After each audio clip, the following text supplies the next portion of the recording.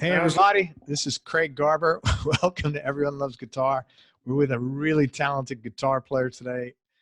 A little off of center field, I must tell you, but he's a great guy. With the one and only Mike Miller, a few announcements. Number one, I want to thank my man, Reggie Hamilton, our mutual friend, for hooking us up. Right on, Reg. Number two, go to everyonelovesguitar.com/subscribe, and you can subscribe to the show, both the audio podcast and the YouTube channel. And Carlos Santana, Joe Walsh, I'd love to have those guys on the show. I'm putting it out there. If somebody knows how to get to them, please let me know.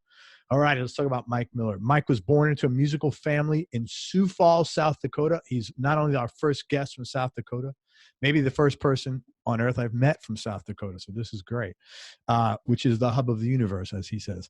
That's true. He lives in LA right now. He's a first call session player, known for playing pretty much any kind of genre music there is. He's currently touring with legendary singer-songwriter Boz Scaggs. He's played jazz with Chick Corea, Brand X, George Duke, and the Yellowjackets. Pop with Natalie Cole, Queen Latifah, Bette Midler, and Quincy Jones. Rock with Gino Vanelli, Burton Cummings from the Guess Who, one of the greatest voices in the history of music, and Brian Wilson, as well as numerous orchestral soloist performances with the LA Philharmonic, the Seattle Symphony, the Portland, Oregon Symphony, and the Israeli Philharmonic. He first came to LA to record an album produced by Oliver Nelson with the Fowler Brothers Air Pocket Band, and he's been playing the music of Frank Zappa since high school. Do you know Mike Keneally? Sure. Because he's also done orchestral stuff, and of course a big Zappa fan. Oh, Keneally was there for some important stuff. We were kind of crossing. Yeah. A lot. Yeah, I would imagine. Mike toured and recorded with these are the Zappa folks: Don Preston, Jimmy Carl Black, and Napoleon Murphy Brock in several versions of the Grandmothers. He also performed, recorded, composed, and toured with acclaimed Zappa alumni group called Band from Utopia on U.S. and European tours and on their subsequent albums, So You Don't Like Modern Art. There's some great YouTube videos of all of these things if you want to check them out. He's been fortunate to have played and collaborated with some of the world's great drummers. You're the first guitar player that every guitar player I speak to talks about the importance of it, but you're the first guy to actually put it in your bio. I was really impressed with that, including Chad Wackerman, Frank Zappa, of course, Vinnie Coliauta, Zappa, Sting, and like everybody, Peter Erskine and Alex Acuna from Weather Report, Steve Gadd, David Garibaldi from Tower of Power, Ralph Humphrey, Zappa, Ndugu, George Duke, Tom Breckline and Gary Novak from Chick Corea, Dave Weckl, and loads of others, including two guys who have been guests on the show, Greg Bissonette and Simon Phillips is actually coming on here tomorrow. Mm-hmm. Mike's appeared on hundreds of albums and released a number of his own, as well as writing music for other artists, and he continues working on film and TV projects for which he received 2 Grammy nominations, one with Chick and one with the Yellowjackets, and he co-composed and performed the original score for the Academy Award-winning film called Breathing Lessons. He's also played with Michael McDonald, Al Jarreau, Bill Frisell. Is that how you know Shannon from Michael McDonald? No, I met Shannon through Boz. Oh, okay. A couple of years ago, we started the tour, and Shannon played about the first week, but he'd been in that camp for a long time. Also, Bill Frisell, Larry Coryell, Alfonso Johnson, Benny Maupin, Airto Moreira, and Flora Purim, Chaka Khan, Tommy Bolin, Philip Bailey, Tim Bogert, Stanley Clarke, and Tom Scott. Mike, I never thought we'd get to here. Thank you so much. Thanks for being patient with me. Thanks for coming on the show, man. I appreciate it. Yeah, me too. Hey, I read that you're the third of 4 brothers. Is that correct? Yes. And all of you played bass as kids? My father was a trumpet player. And believe me, there's no bass players in South Dakota. So as we came up, we each played with him, playing string bass. And then as one would get good enough to get other work, he'd bring the new kid in. And he would play until he started getting other work. And so I'd be out playing Kick the Can at like age 11. And he would say, Mike, come on, it's time to go. Put on your suit. We're going to go to the Elks Club and play a job. And so we all played in his combo with, and when I look back at it, it was a lot of different kinds of music. I mean, it was like, he was kind of a Dixieland guy. but we would play jazz standards. We would play some Dixieland. We'd play the occasional Bacharach tune back then. We'd play some, whatever pop music, Sinatra. There was a Sinatra, Quincy Jones arranged Count Basie record that we played most of that stuff. So there was this wide range of music I was playing with him. I mean, all kinds of stuff. And it was completely sink or swim ear training, because he would say, okay, we're going to, you're on stage. You're on the little stage. And he says, we're going to play the Darktown Strutters Ball. And I go, how does that go? And he says, it's in F. 1, 2, 3, 4, and off you go. And it was like that a lot of the time, where I didn't know these songs, but you kind of learn from playing this Western music that it's going to go this way or it's going to go that way. It's going to go a couple of these routes that it's going to take through the circle of fourths, stuff like that. And so it's in F. So 1, 2, 3, I go, okay, well, it's probably starts in F, and then I would be playing along, and I think it's either going to go this way or that way. Now, both of these directions have a B flat in it. So if I play the B flat, maybe by the time beat 2 gets here, I'll be able to figure out which way we're going and adjust. And he had a piano player named Don Eliason who was so helpful to me. He was like, he would sit up on the bandstand and basically do ear training. Yeah. Everybody else would take a break and go to the bar. And I'm sitting there at age 12 or 13, and he's sitting up there playing weird clusters of notes going, what chord is this? Wow. What chord is this? What's this interval? And he would move it around and get me to start thinking about ear training. And my father had a great ear. He could he could play something right back at you. He wasn't schooled, but he had a great natural ear that I know I inherited in my brothers too. That just being able to identify this stuff, which is this is kind of where I get into my guitar lesson thing. I always give the same guitar lesson basically, but it's about identifying these intervals. So these intervals are like the alphabet. So I saw this on Mike. I saw this on YouTube. So it's like identifying. It's very similar to identifying colors. Yeah. It's very similar to like the difference between different shades of red. Yeah. And visually, you know what it is. But if you do this stuff with the idea of identifying intervals, you figure out how to do it. And then you put the intervals together, and pretty soon you can hear these clusters. And now it's kind of like people can just play me a cluster of notes and show me what they are individually, and just play them for me individually, and I know what they are, because it's like you just get used to thinking about it in that way. And so I was doing that with him. I was playing string bass in school, in the orchestra, and also in the local symphony, which kept kicking me out for missing rehearsals because I'd have a job. So they would kick me out, and then I would join again later, and then they would kick me out. But it was great music. It was a great symphony, and we were playing, some advanced music. And then I was playing Beatles and blues with my friends on guitar. So I was primarily a bass player until I kind of switched over about age 19. And all this work you did with your dad was like perfect grooming to be a session player. Little did you know back then, but all these different genres, and it's an F, and you had to figure out which way the thing is going. Right. And so you have to be able to identify these chords like on the spot, like now, before the next beat gets here. And it was very much like a left brain, it's not like you're thinking about it. It's more like you're wiping the slate clean and just like, what is this chord? What is this chord? What is that one? And just, and just keep on just ear training. To me, ear training is such a neglected part of learning how to play, because if you can do that, if you can be listening to the radio and you hear a song and you know what the chords are, I mean, what could be more valuable? Yeah, definitely.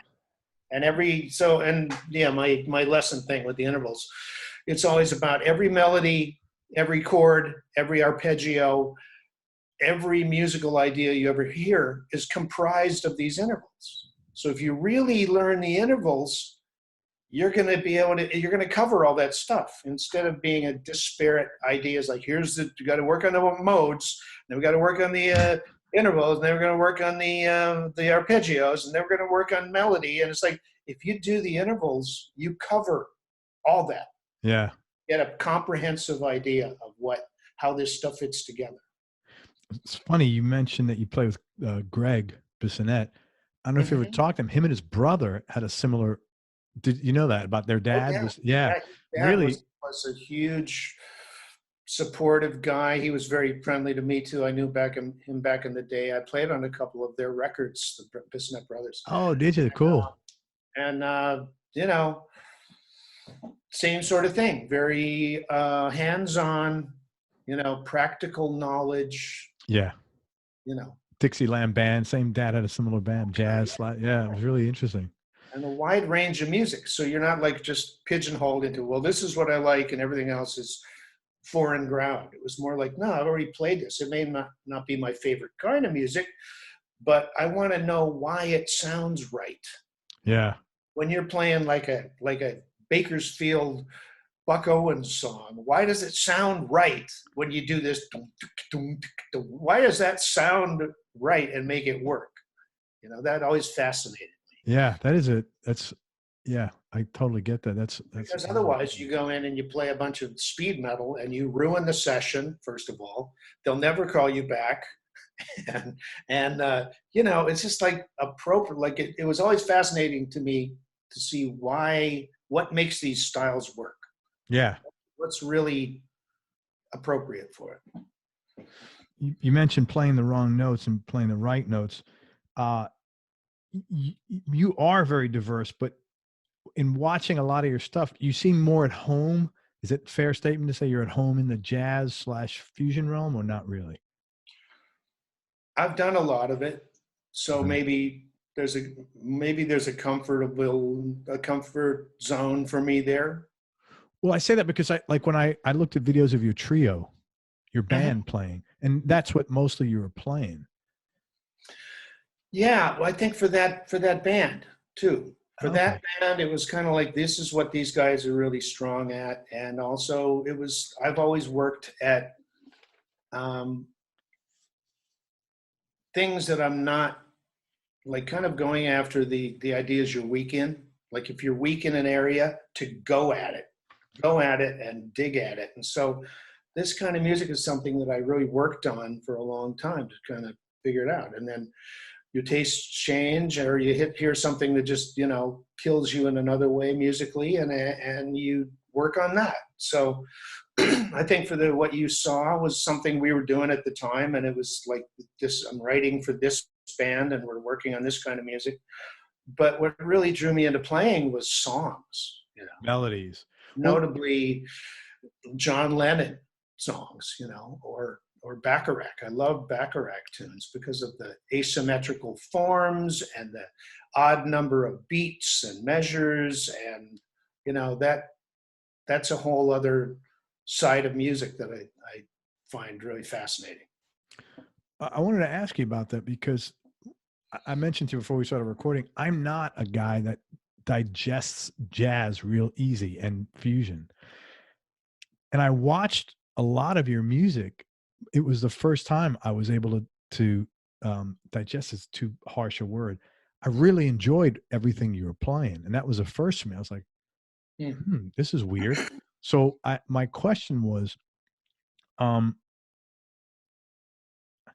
guess not trying to make you feel awkward talking about yourself, but how did you you're playing melodies that are accessible, whereas a lot of jazz to a lay person like me is not as accessible.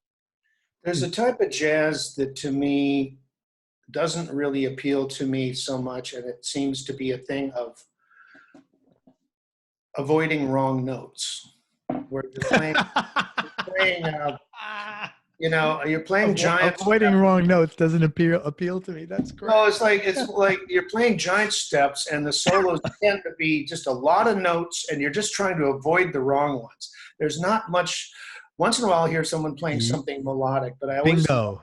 I always loved melody, and in fact, with the fusion stuff, the stuff that I really loved was that, yeah, there was something very complicated going on over here, but over here, there's this melodic idea that pulls you through, that focuses and allows you to get through something that you may not want to take on the whole odd time thing in your head. Like the early Mahavishnu stuff. That was like, there was incredibly complicated stuff going on in the background, but when the melodies would come, it was there was a thread. There was a melodic thread. The stuff that I really liked, not all of it, because some of it was, some of it gets very dense, and I liked what I liked. But Weather Report was very melodic. I was a huge keyboard fan. I listened to a lot of guitar players and, admired them and tried to figure out what I could figure out that they were doing. But I always was very fascinated with keyboards, with the way they would comp, as opposed to the way a guitar player would comp, was so much more interesting and multi-layered and intelligent. It was like these little mini compositions, when I'd hear Chick. Yeah, when you listen to your stuff with Chick, it's like there's this whole thing going on that he's doing. I always wanted to play like that, so I was always listening to Oscar Peterson, Art Tatum, who would just kind of dazzle you and make you laugh hysterically because it's 95% impossible what he played. But Chick, Keith Jarrett, I was a huge Keith Jarrett fan, still am. Paul Bley, Herbie Hancock, George Duke. Just, Jan Hammer was my favorite guitar player for many years because it sounded like a guitar, but the note choices, because he wasn't restricted to this, plank. Yeah. The note choices were really different and unique, and that really just knocked me out in the field. I wanted to be able to play like that. That's going to be, I often, when I promote the shows, the interviews, I always have a quote. And I think you just said your quote, Jan Hammer was my favorite guitar player for years. That's classic, man. I know exactly what you mean. But yeah, everything that you wrote, that's what attracted me to it. There was a thread pulling me through, and you constantly came back to that. It's like good storytelling. Exactly. It's a story. To me, a great solo, it's got a middle, it's got a beginning, a middle, and an end, and there's an arc to it. Yep. It's a story. It's kind of like when you're like a good conversation where you're talking to somebody who, ever talk to someone who just rambles on and they talk about their shoes and then their dog and they have a car and it's going to rain today. And after about 30 seconds, you want to wring their neck. It's like you want somebody who states something and then you sit on it and then he elaborates and then looks at it a different way. Maybe turns it upside down and looks at it another way. Yeah. And it, draws you in. It's totally, not man. Busy to be busy. It's, a story. I'm going to ask you about Chick afterwards, but you mentioned him. I watched a bunch of videos with you and Chick. A couple of things struck me really interesting. His setup, his aesthetic, physical setup was really interesting in that, to me anyway, he set this up to play. He was not worried about the audience. Not that he was disrespectful, but it was really nice to see how his positioning, at least to me, it appeared that way. Please correct me if I'm wrong. He was really looking to play with his band members. And he was constantly looking and watching and listening for what you guys were doing. And it was really apparent. It was really nice to see that. That band had a great interaction. I mean, I think one of the things I loved about it was that it was about the band, like the whole thing would lift. It wouldn't just be like it wasn't like a parade of soloists. No. Sometimes Yeah. that would happen. But what would really knock me out is when the whole thing would lift, the whole, the interconnected, and it would all just move. That was like, those are the moments that make me want to do this, because you feel like you're a part of something way bigger than what you're doing. Yeah. And yeah, he was very, he set it up so we were all watching each other all the time and trying to get this, this like a friendly wrestling match, Yeah, but you could tell I've never seen someone set up like that, where, again, just to me as an outsider, it was to hang with my team, to play with my band, not like to show the audience. Like, he was more concerned with the positioning of you guys as a unit, which I thought was really cool. It was really nice. He is an amazing leader, and one of a handful of people in this world with that kind of power at his fingertips, ever. How did you what was your first break in the music business?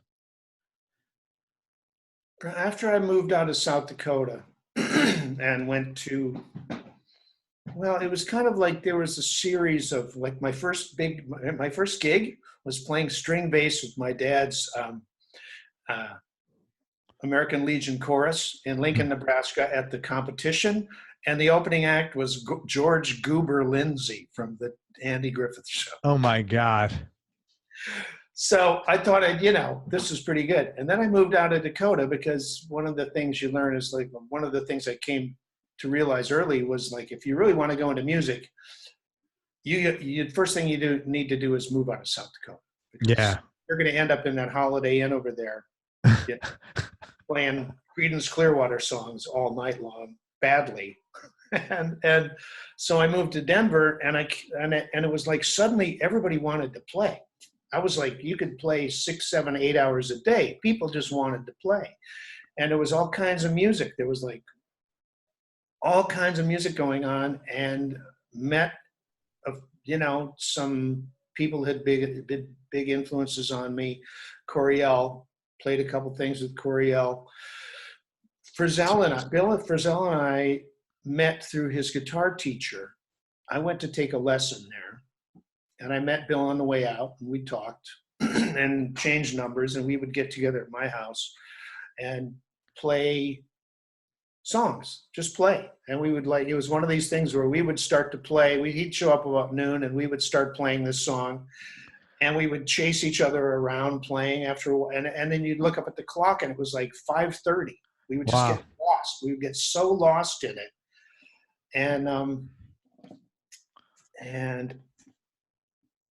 But really my first real break, because this is before he even went east to Berkeley. He gave me a lift home to Dakota on his way to Berkeley. Who, Bill? Bill, yeah. And did you hold on a second? Did you meet Tommy Bolin in Denver? Is that where you met Tommy? Tommy was like a blessing and a curse to me, because I'm from Sioux Falls, South Dakota. Well, Tommy was from Sioux City, Iowa, which is 60 miles away, almost identical in size and temperament and the genetic makeup, and yet they had this huge rivalry. Because the two Sioux rivalry, and Tommy was the guitar player, the local hot dog guitar player when I was a teenager, and he was playing with a group called the Chateau that I followed him into.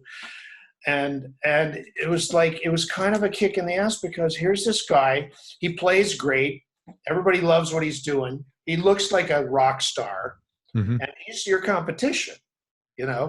It's kind of like how it became with Bill too. Like, here's this guy you used to play with, and now he's like, he can do anything. He'll go do an album with Ron Carter or Dave Holland or Metheny or or Bacharach and Elvis Costello. And so it's kind of daunting, but it certainly makes you keep trying.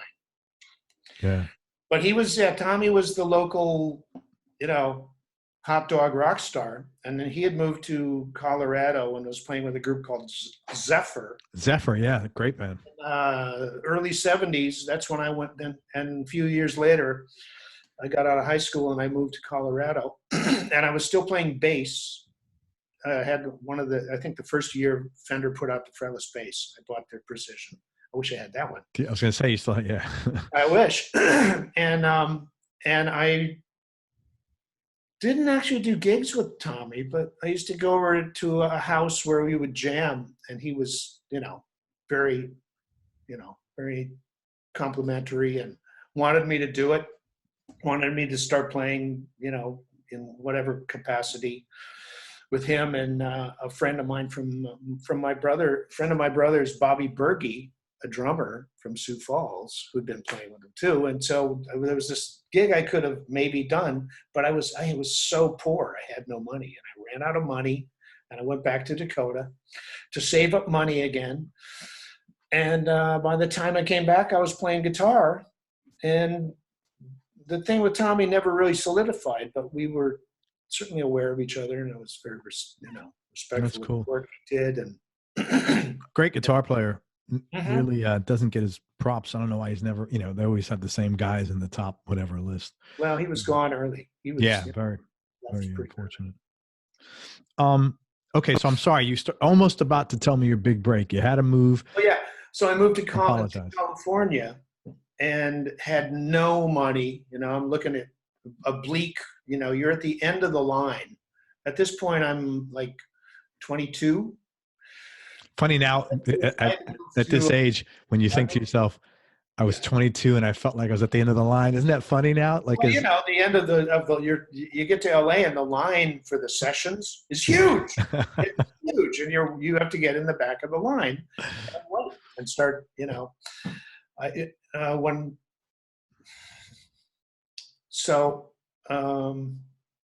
I got out there, and one of the people I'd met in Colorado was Robin Ford. Robin was moving to Colorado. He'd been working with Joni Mitchell and the LA Express, and he was moving to Colorado. And he came into a club I was playing at, and we hit it off, and we used to play back there a bit. And he said, well, I'm moving, and I was moving to LA. And he says, well, call my friend Max Bennett, the bass player with Joni and the LA Express. So I called Max and did an audition, sort of, with Max and maybe John Guerin. And it went okay, but, they were going back out with Joni. So that gig was, Robin came back and did that. Who wouldn't want to do that? Yeah. So, but he steered me over to this audition they were doing for a guy named Sean Phillips, who was on A&M Records. They'd just done an album with him.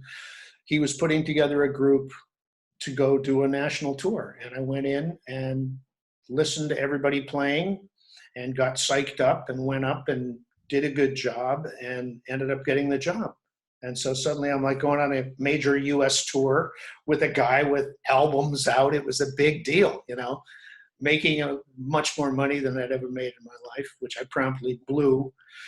But so that was really my first break. And it was the guy putting the band together was a guy named Peter Robinson, John Peter Robinson. The drummer? No, he's Peter J. Robinson, I think is probably how he listed himself. But he later pulled me into playing with Brand X, and a few years later, like Cold. I mean, and then he would show up and he'd go, well, I'm doing the music for the Wonder Years TV show. Will you want to do it? And I was like, of course, so he just kept surfacing in my life with all these great opportunities. That's funny. Robin, and then through Max, who I played with till, he left the planet, that was really my first break. And it led to a lot of other great things, a lot of great situations. It was all word of mouth and, show up. And if you can actually pull it off, then you would get some calls. I had Robin on the show quite some time ago, and he spoke. So, he was really spoke fondly of the Joni Mitchell experience, the whole thing. Oh, she's a giant. Yeah. That music is timeless. They'll be listening to that in 100 years. Oh yeah. I'm going to mention some people you've worked with. Talk about how you got the gig and any kind of cool or interesting story about your experience working with him. Let's start with Boz since you're with him now. Well, Boz, I was a fan of his and was listening to his music since Dakota.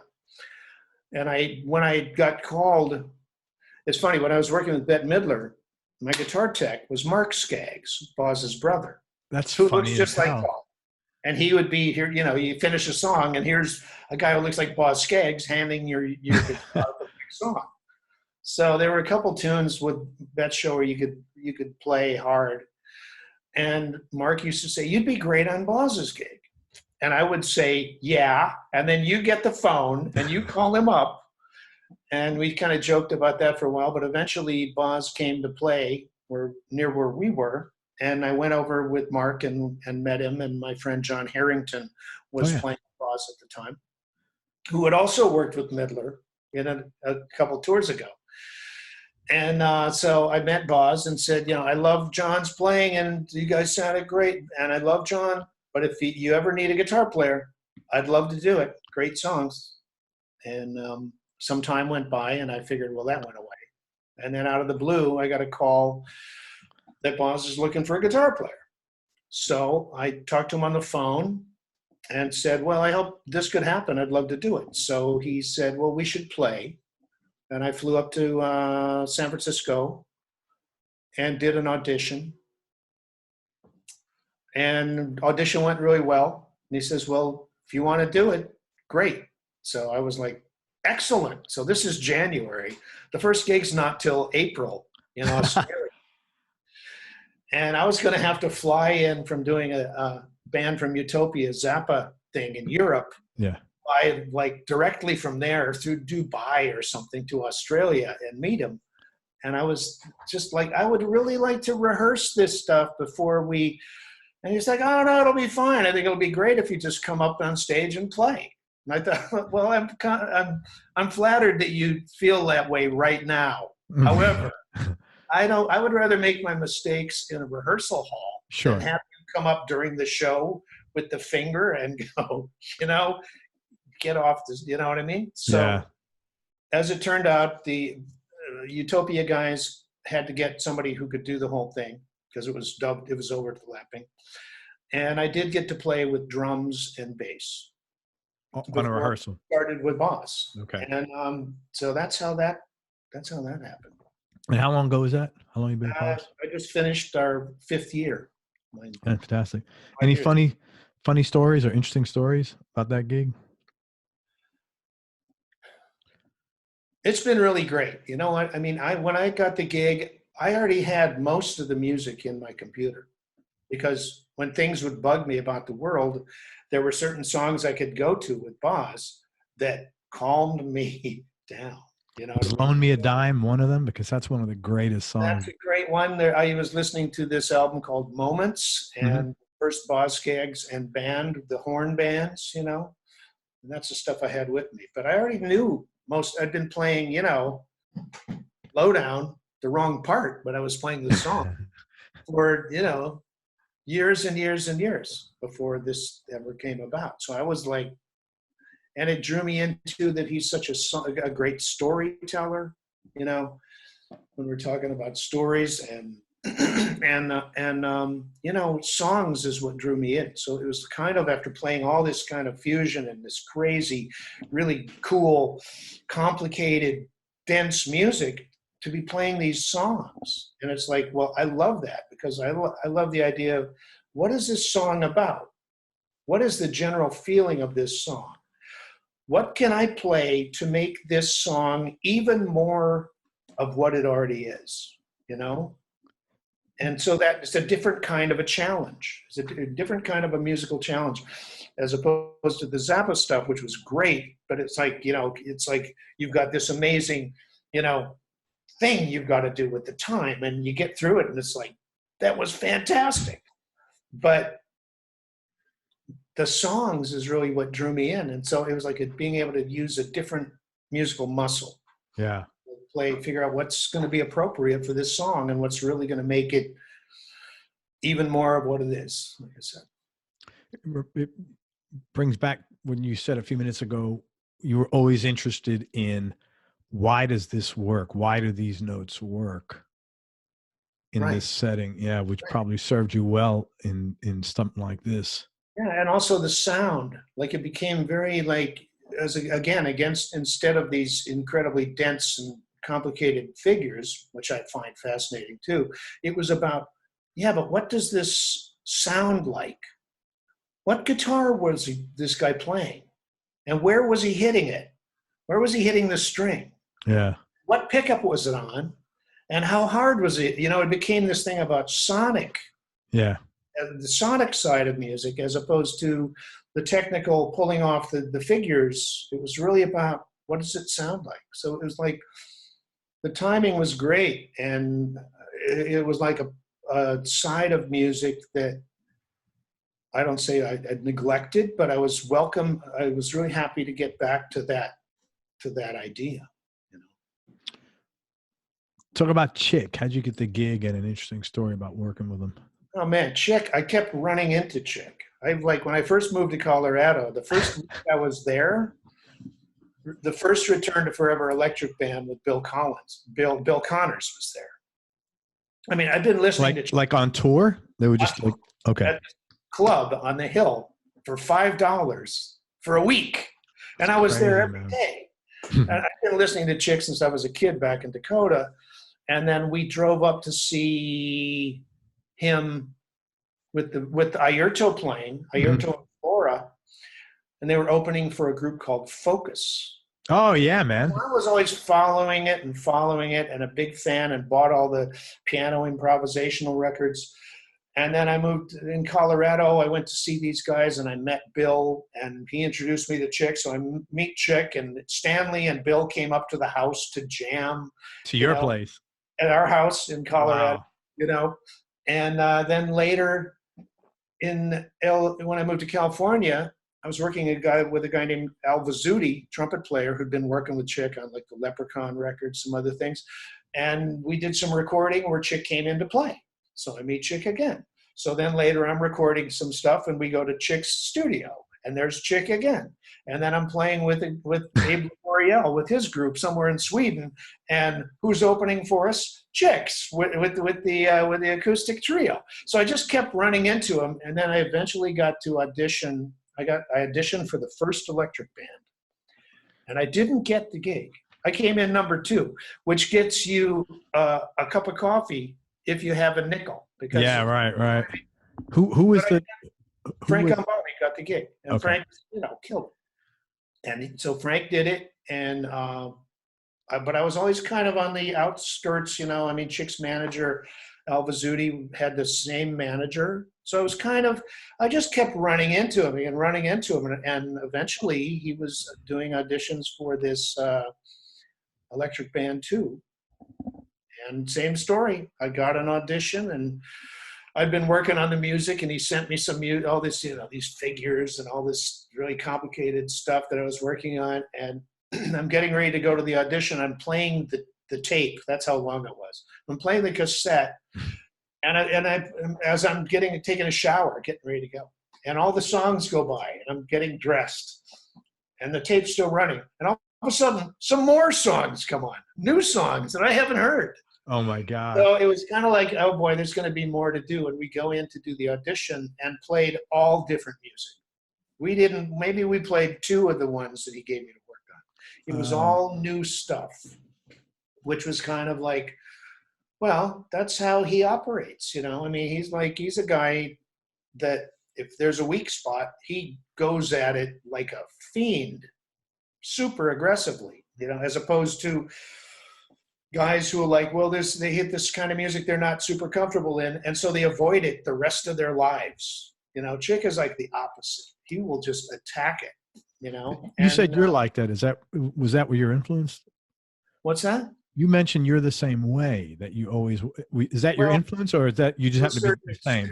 To whatever extent I do that, I've always looked at my weak points. Yeah. Like if I found, if my time was off, well, then I'd just work on time.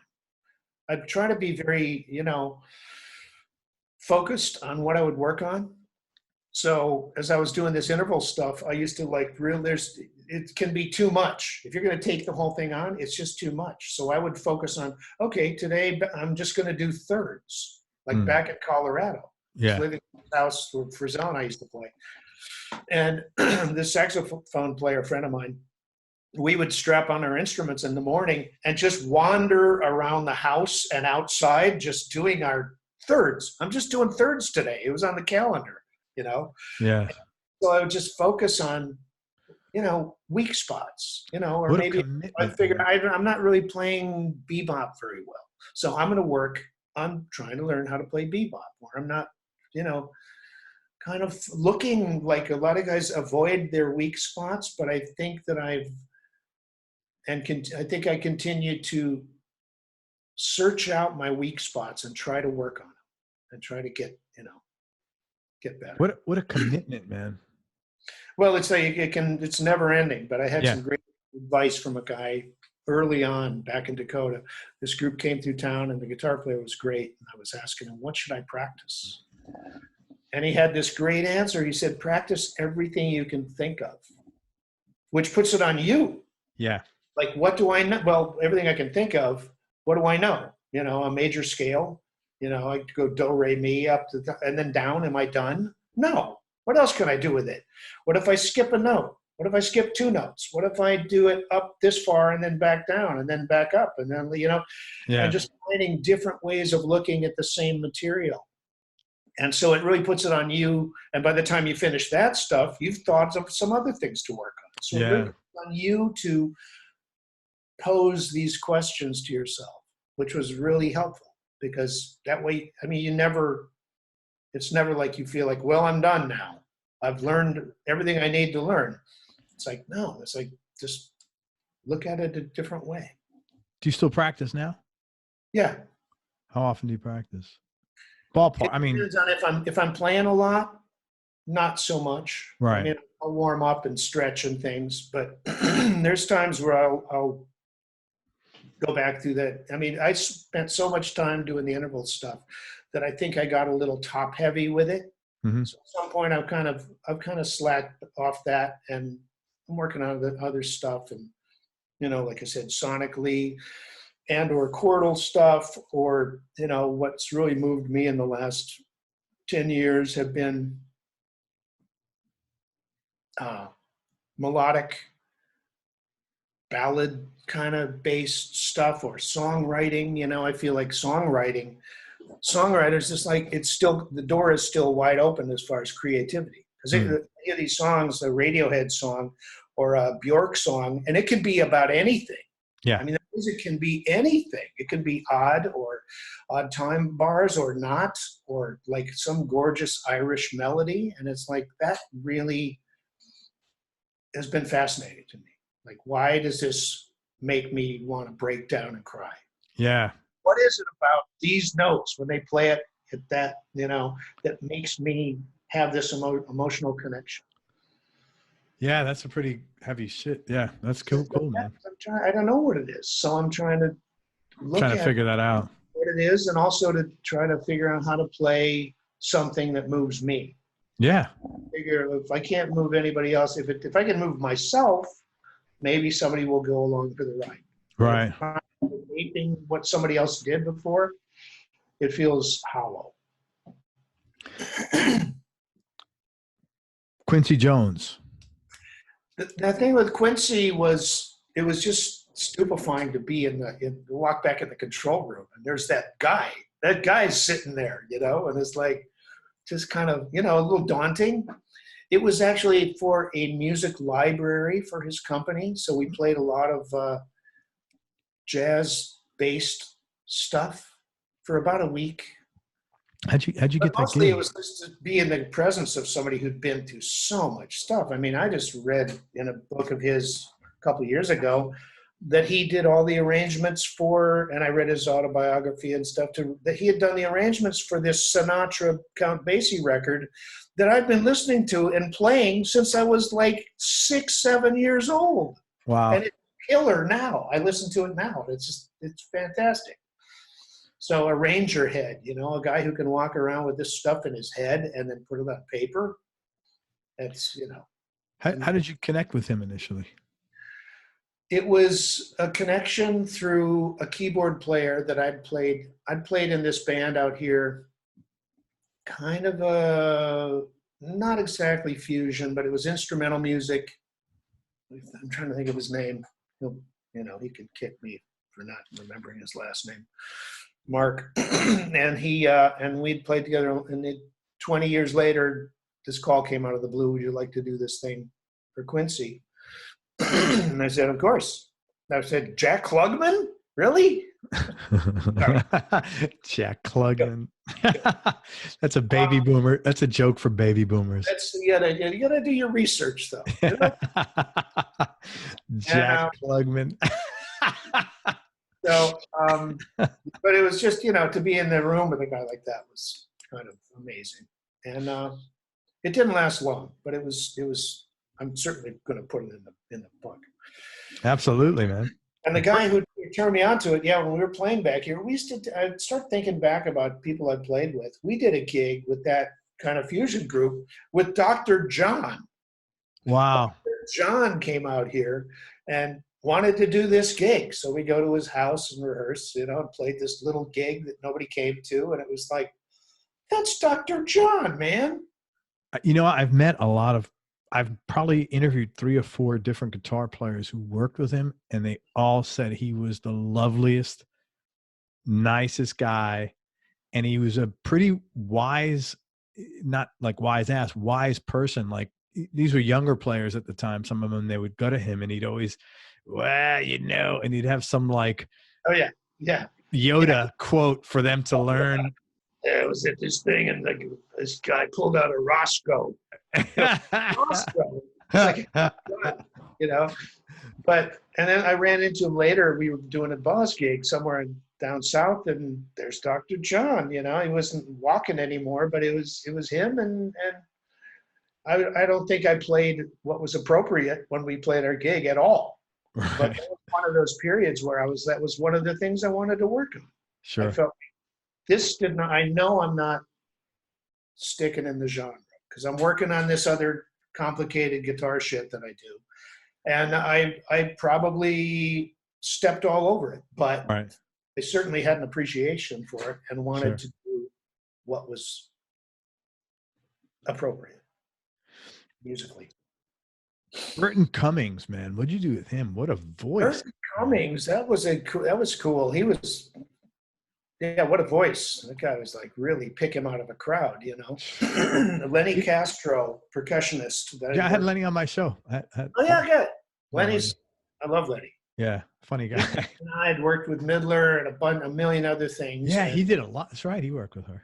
He recommended me to work with Burton. So I just started meeting him at the studio, and then later at his house, and did 2 or 3 records with him. And the music was all over, and there were no charts. So you made your own charts and, came up with sections. And if you were doing a good job, he would let you have a free hand pretty much. That's cool. So we did. I wonder why he never really did anything after the Guess Who, did he? Well, he did these solo records that I did, but I don't know if they ever did a Guess Who reunion, or if they were all still pissed off about something that happened on the bus 40 years ago, or who knows. Randy Bachman wasn't pissed off. I'll tell you. He had Randy Bachman. Yeah, right. Yeah, he had a pretty good career. Yeah, they went on. Guess Who? Yeah, but Burton Cummings, his voice was really magical. Man. Yeah, I think he did a tour with Ringo. You know how Ringo's always doing the All-Star. Yeah. Or he did it where he was one of the guys. I saw them one time here in LA, and Todd Rundgren's playing, and I love Todd Rundgren's songwriting. Yeah. Love his voice. And everybody was doing these songs, and everybody had a great bunch of songs, and then they did the bass player songs. Jack Bruce. They're playing those songs, and my eyes just got wide, like, oh my God, these guys, things were changing when this He's stuff. Great songwriter, man. Incredible songwriter, man. Yeah. Great. Yeah. And one more, Tim Bogert from Beck Bogert Appice. Yes, Tim. I met Tim through this guitar school, music school I was working at. It was used to be called the Guitar Institute of Technology, and now So you were a teacher at MI or GIT? I was doing one class a week with Ralph Humphrey and a guy named Jim Lacefield, a bass player, and we had a great improv class where we would basically, our class was like, we would write something on a napkin at the Mexican restaurant across the street at lunch and bring it back and go, okay, this is what they've given you. Because it was kind of like, this is what a session is like. You go in there and they give you this. What are you going to do with it? And we would start to work on it and come up with ideas. And by the end of the hour or two, we had a song. We had this cool arrangement. So we would like create these arrangements on the spot. And I actually wrote a bunch of music at that period because of this class. So Tim was a teacher at that school too. Did you go to, you didn't go to school there though? No, I didn't. I did high school, and then I wanted to go. I would have loved to go somewhere like Berkeley, but my folks didn't have money. I didn't know anything about getting a scholarship, you know. And my brother, Mark, my oldest brother, who'd done a lot of traveling, and he was kind of my hero. And he said, you should, if you know what you're doing, what you want to learn, you're better off to move to a city and find a teacher, because you're ahead of the game, because you know what you want to do. So if you find a teacher you really like, you could, you know, go straight towards what you want. So that's what I did. I moved to Colorado, where he had lived before, and met Robin and Frisell and Coryell and this great musician, Rick Schmidt, that I, you know, people that just made me, you know, realize it was time to move away from Dakota. Yeah. So then I moved to Colorado and spent about 3 years there, and then went to LA to do this record with the Fowlers, and had the same thing happen where I saw somebody play that I'd never heard of, who was killing me. And I thought, well, now you have to move again. So I packed up my stuff, saved up the money, and packed up and moved again, you know, and got in the back of the line again. Yeah. You know? So you're really a self-taught guy pretty much. Well, I wouldn't say self-taught, because I paid attention to, like, my dad's piano player, like I said, was really helpful.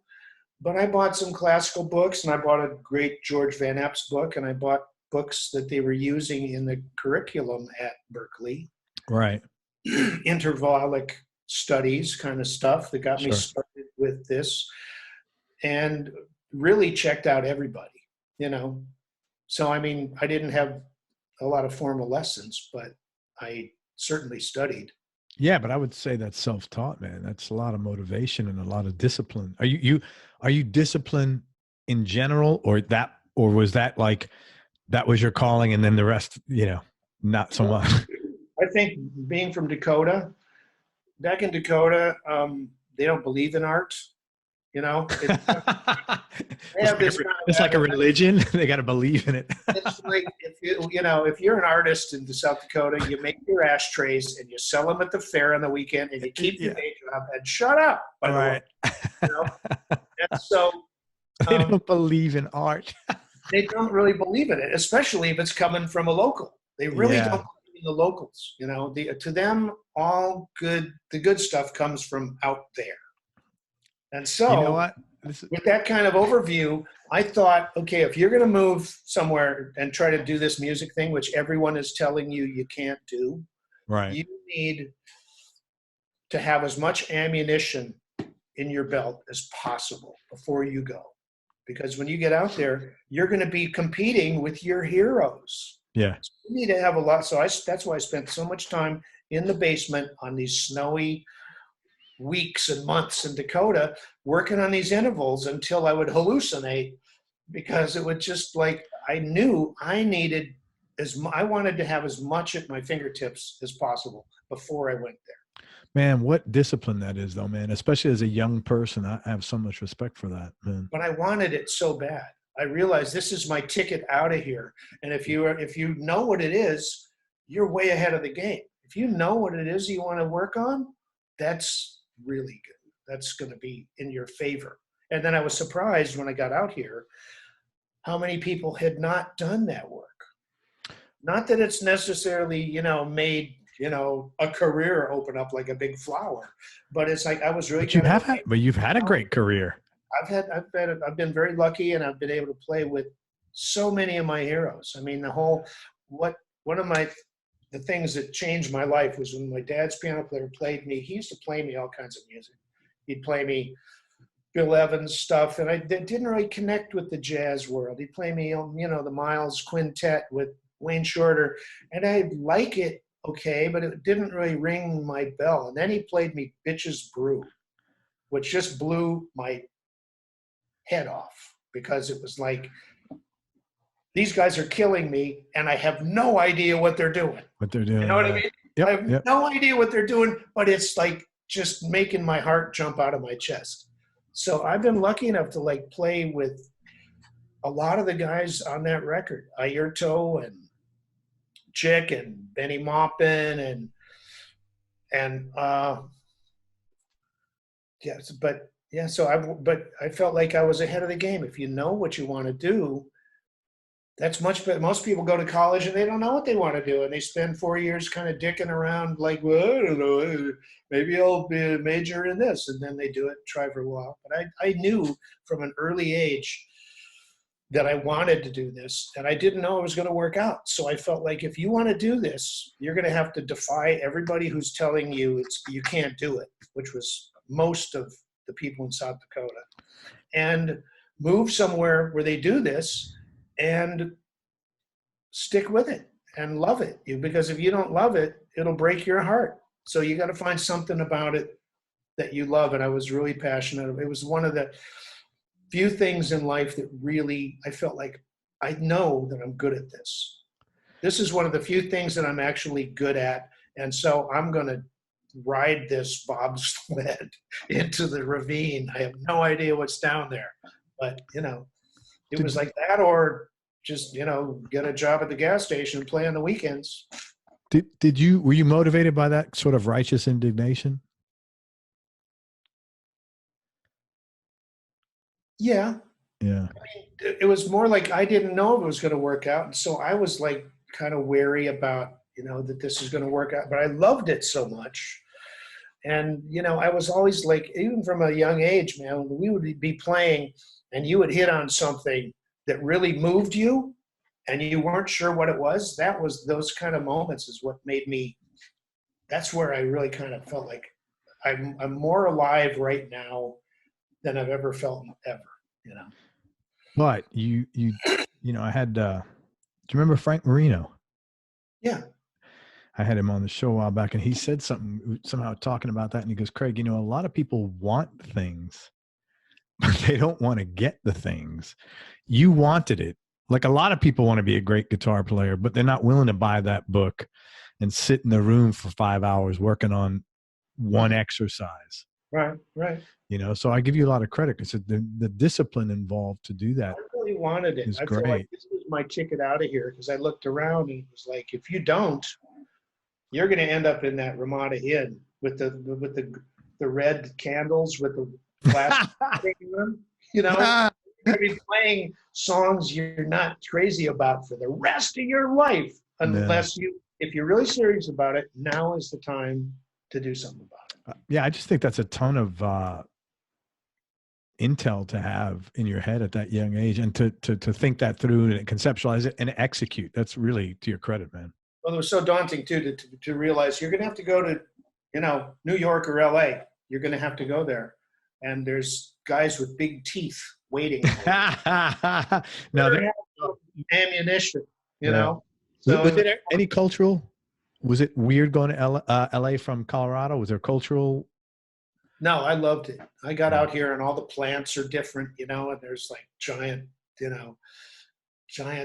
cactuses and weird, exotic century plant flowers, and the air felt wet. I got out there and I was staying in Santa Monica at first, so the beaches over there, and I'd barely ever seen the ocean. And Oh, that's right. Yeah. but here's some giant mountains, and in South Dakota, it was flat like a pancake. It got Oh, iron. really? But eastern South Dakota was flattened by, there was like a mile thick glacier that Okay. ironed that whole part of the country. Interesting. And so when I got to Colorado, it's the same sort of thing. It's like, I'm going in those mountains. I want to go up there every chance I get. And same thing happened with LA. It's like, you got the ocean over there, and here's this mountain over here, and the plants all look different. And, So I it was wasn't cool. like a celebrity hunter, but you would run into people and go, let's go to the Baked Potato and see Larry Carlton play, Yeah. and stand 10 feet away. Right. And watch. Gotta imagine. Tell me the top 3 experiences you've had musically. Just your knee-jerk reaction. I think playing, I loved playing the Zappa stuff. And it was almost better that I never worked with Frank, because I wasn't attached to The arrangements. well, it's like, the 83 band was way better than the 78 band. The 75 band, they'd be in this thing, and I was kind of sitting there with my mouth shut going, my favorite stuff happened in 67. Yeah. The Burnt Weenie Sandwich record was my favorite stuff, and maybe a lot of it still is. So I didn't have that kind of attachment to it. Yeah. But I loved the challenge of it because of the time stuff you have to pull off.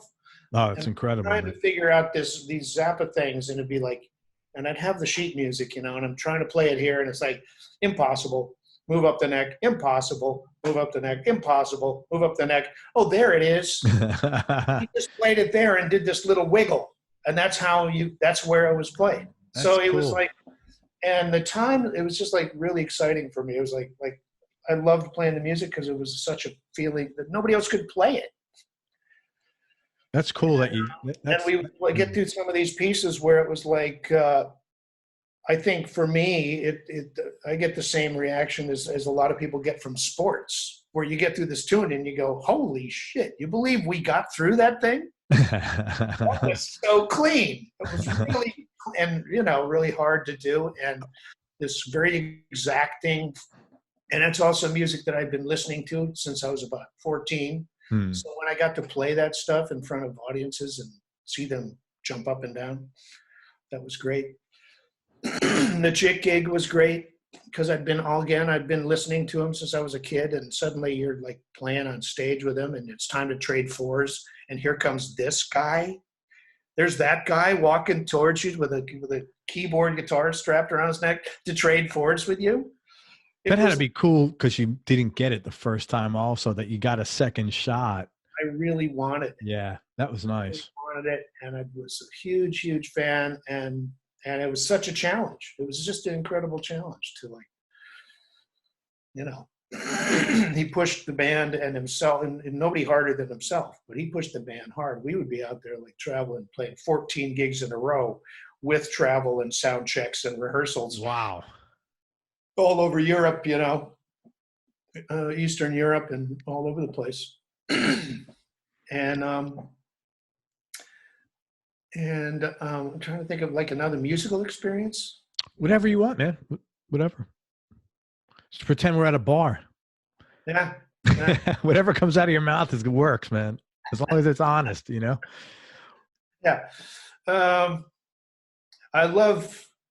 I've always felt like if you want, music is to express something, then you should have some experiences to express. So I love getting out in the world and having adventures, like going to Costa Rica and rafting down this opaque blue river with the jungle going up 1,000 feet on each side, or fishing off the coast of this volcano in Alaska and pulling up 30-pound king salmon from down below, So you're like an outdoorsman. That's your thing.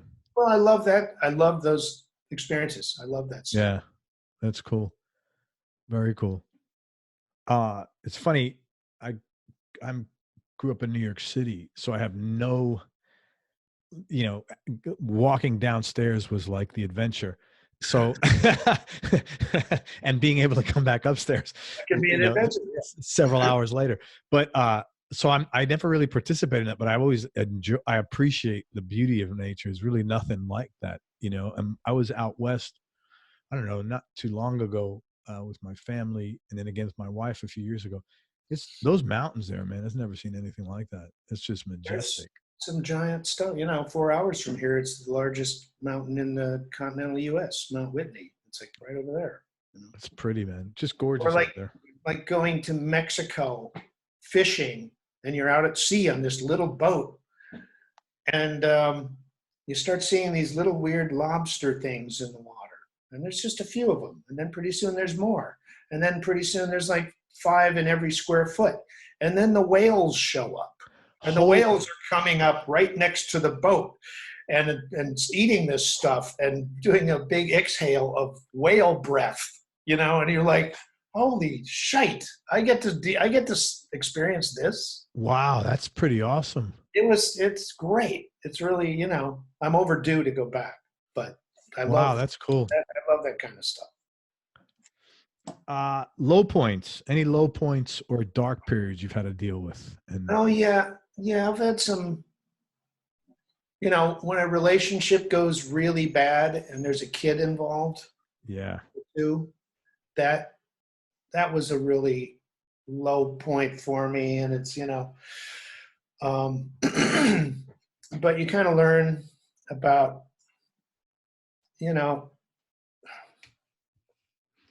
yourself and your part in it. And if you're smart. And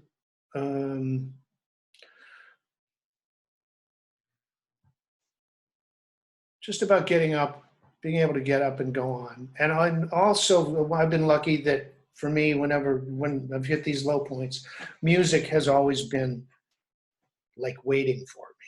That is. Where were you?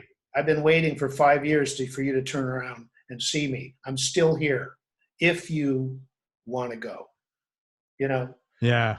And it's gotten me through I've had such great opportunities because of music. So I've really worked on, I think it's like a relationship. I think it's like, if you think that you can just neglect it and kind of play once in a while and kind of ignore it for long periods of time, it's just a matter of time before it falls apart. So I think it's really important to find something about it that you love and try to figure out how to nurture that love and keep it. Because I tell you, when you first start playing, you're getting new vistas every 2 weeks. It's like this and this, and wow, look at all this.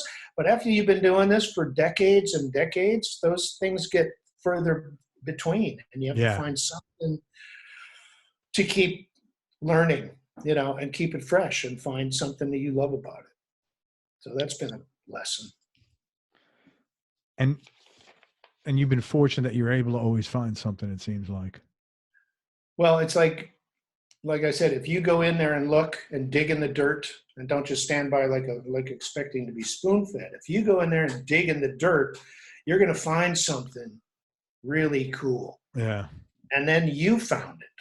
And the only reason it's important is because it speaks to you, Yeah. So I think it's just a matter of, and I'll hit dry periods too, where it's like, sometimes I'm working with my looper in the back and I feel like a scientist and I've got 2 test tubes and I'm just going back and forth, hoping for something new to happen, But that's why it's great to play with other people and be open to listening to any kind of music, Yeah. Like kind of music I don't even know how to play it. I don't really know if there's time left to learn how to play it. Like the bluegrass guys. Yeah, those guys are amazing, man. Banjo guys. Amazing. And it's amazing. And it's like, it's one piece. Those great country solos, it's one piece. You can't just start over here like a jazz guy and kind of fumble around and then find your way back up. It's got to have a story and a like we said, a beginning and an end. Tell me, is there anything, 1 or 2 particular things you've done that you could think of that were out of your comfort zone at the time, but hindsight 2020, they turned into good decisions or good breaks for you? Well, there was a time when I was doing a lot of jingles for a company called Ad Music out here. Mhm. Great players and really just a great experience, general experience. But my sight reading was not up to snuff. And so when there was a night, I remember going back home after finishing the job where I felt like, okay, you were the last guy to get it right on every song. And you made people wait. And learning how to read music, people learn how to do it. You can learn how to do this, but you've got to get serious about this and attack it. You know what I mean? Because it's like when you're the last guy to get it all day long. Oh, it doesn't feel good, man. No, but then again, it's kind of like nobody goes home from a really good gig thinking I'm going to start practicing 4 hours a day. It's only when you get your ass kicked Yeah. and your face is in the dirt that you go, I've got to do something about this. I'm going to change this. So I think it's like mistakes are helpful.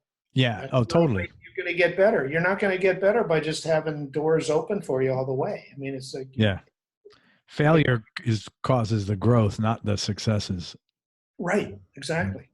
That's when you'll dig down and get some resolve about I'm going to change this. I don't And know so what you it did that. You worked on your sight is. reading. And it was only when I came out here because in Dakota and Colorado, people were just playing blues and songs, and Yeah. nobody was reading particularly. And I came out here, and it was like, it's not a really hard part, but you have to play it right. Yeah. Or going into an orchestral gig, like a movie thing. And it's like, okay, the part is actually really simple, but it doesn't happen until bar 87. So you have to sit there and count these measures, and and you're and there's nothing worse than you're doing that and you're going, was that bar number 68 or 69 that just happened? Oh my God. There's nothing Yeah. worse, because if you screw it up, everybody's going to have to go again. Oh my God. And then you've fulfilled the prophecy that guitar players can't read, which is pretty much true. Yeah. Any advice if you had to go back and give your younger self, younger Mike Miller, any advice you would have told yourself, assuming you were willing to listen? I think I would have told myself just to keep showing up, to keep not to get sidetracked. I mean, like I stepped in a lot of holes on the way, emotionally, alcohol wise, other bad behaviors. I would look at those things and think, if you want to have a career 40 years from now, maybe you don't want to piss away 15 trying to get with the wrong woman or, Yeah. partying, because it's all the time is passing, just about time, but utilizing your time. Yeah. And it's great. It's important to have experiences, and I don't think you should, shy away from painful experiences because that's life. But Right. to try to be aware of time. Yeah, man. That's And to keep showing up, like to keep playing gigs. Okay, so you're hitting a spot where not a lot of people are showing up. You got to keep showing up, or you kind of disappear to people. cool. Are you, and if you don't have to talk about this, are you a guy who's gotten sober or like over I time? have. Or Yeah. good for you, man. Yeah, Congratulations. it's really something I needed to do, and it's nothing that I try to preach to anybody because it was a decision for me. But there was a period where people were dropping like flies, and nobody seemed to acknowledge that the um, common factor in all these tragic things, and like bridges burning and relationships blowing up, and it just got to the point where it just didn't work for me anymore, and I managed to escape. Good for you, man. So it's been really good for me. Been really good. You Yeah. know, I've talked to so many people who've gotten sober, on the show and in my personal life, I have not had issues, but I've had people in my family who have, so I'm very familiar with sobriety and the program. And I think, man, as I said to other people, that's the stuff, a lot of it they should be teaching in school, like communication, coping skills, feelings, processing, Self-esteem, all assuming kinds responsibility, of instead of teaching you fucking calculus. Like, when are you going to use that? Unless you're like maybe a math dude or something. But those are the skills that'll help you be a healthy human being. right. How to process tragedy. Like, what do you do? Pain. Do Yeah. you just dig a hole and bury it, or just put it under the rug, or do you actually go through it? Yeah. Your eyes open, because then you can come out the other side. You know? 100%. Otherwise, it's going to be lurking in the back of your head. Yeah. You don't even know it's there, but it's there. You know? So for me, and like I said, some people are just fine with it, and they don't have a problem. They didn't do it like I did, but Yeah. it got to the point where just people are dropping, and I thought, this is not my friend. Good for you, It's man. not my friend, and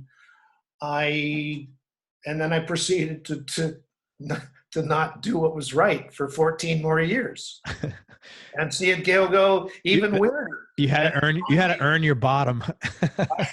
I did. And it was kind of like, well, yeah. And so it was, believe me. And when people that I know, like on the Boz gig, who are like normies, and they can do it, and it doesn't seem to bother them. Right.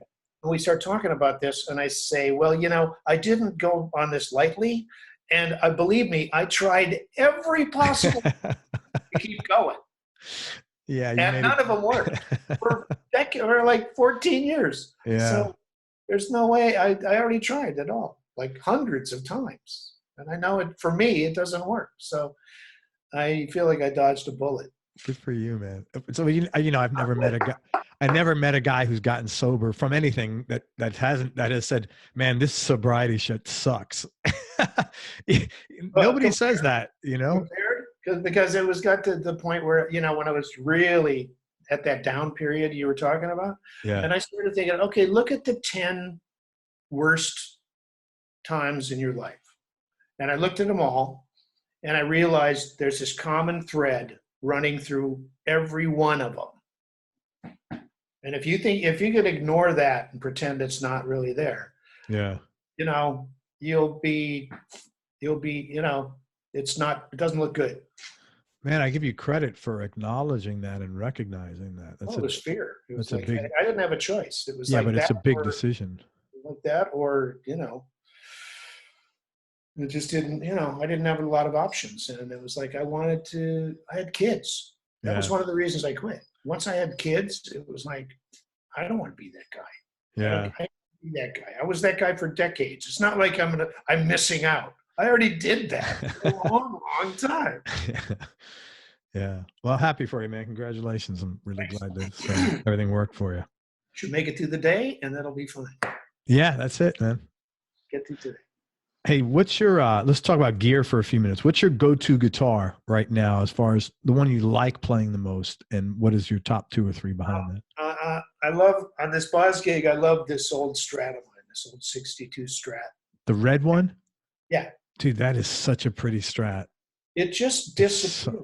It feels so good and so natural to me that when it's clicking, it feels like there's not even a guitar there. It's just so natural.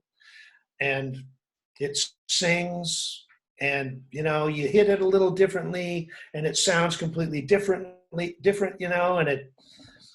So that I've been playing that a lot, and I love it. It's a 62. You said, is it original the pickups in there? Or? Yeah, I changed out one pickup. I changed out the middle pickup for a sewer less. So when we get in a place where there's just that god awful 60 cycle buzz, right. I have a pickup that's going to work. That's cool. That's a Fiesta. It's Fiesta red with like a rose. But it was repainted. It's not original. Okay. So it's not totally pristine, but it would cost me a fortune to replace it. I love that color, man. I love Fiesta red. It's a beautiful color. This vintage like. And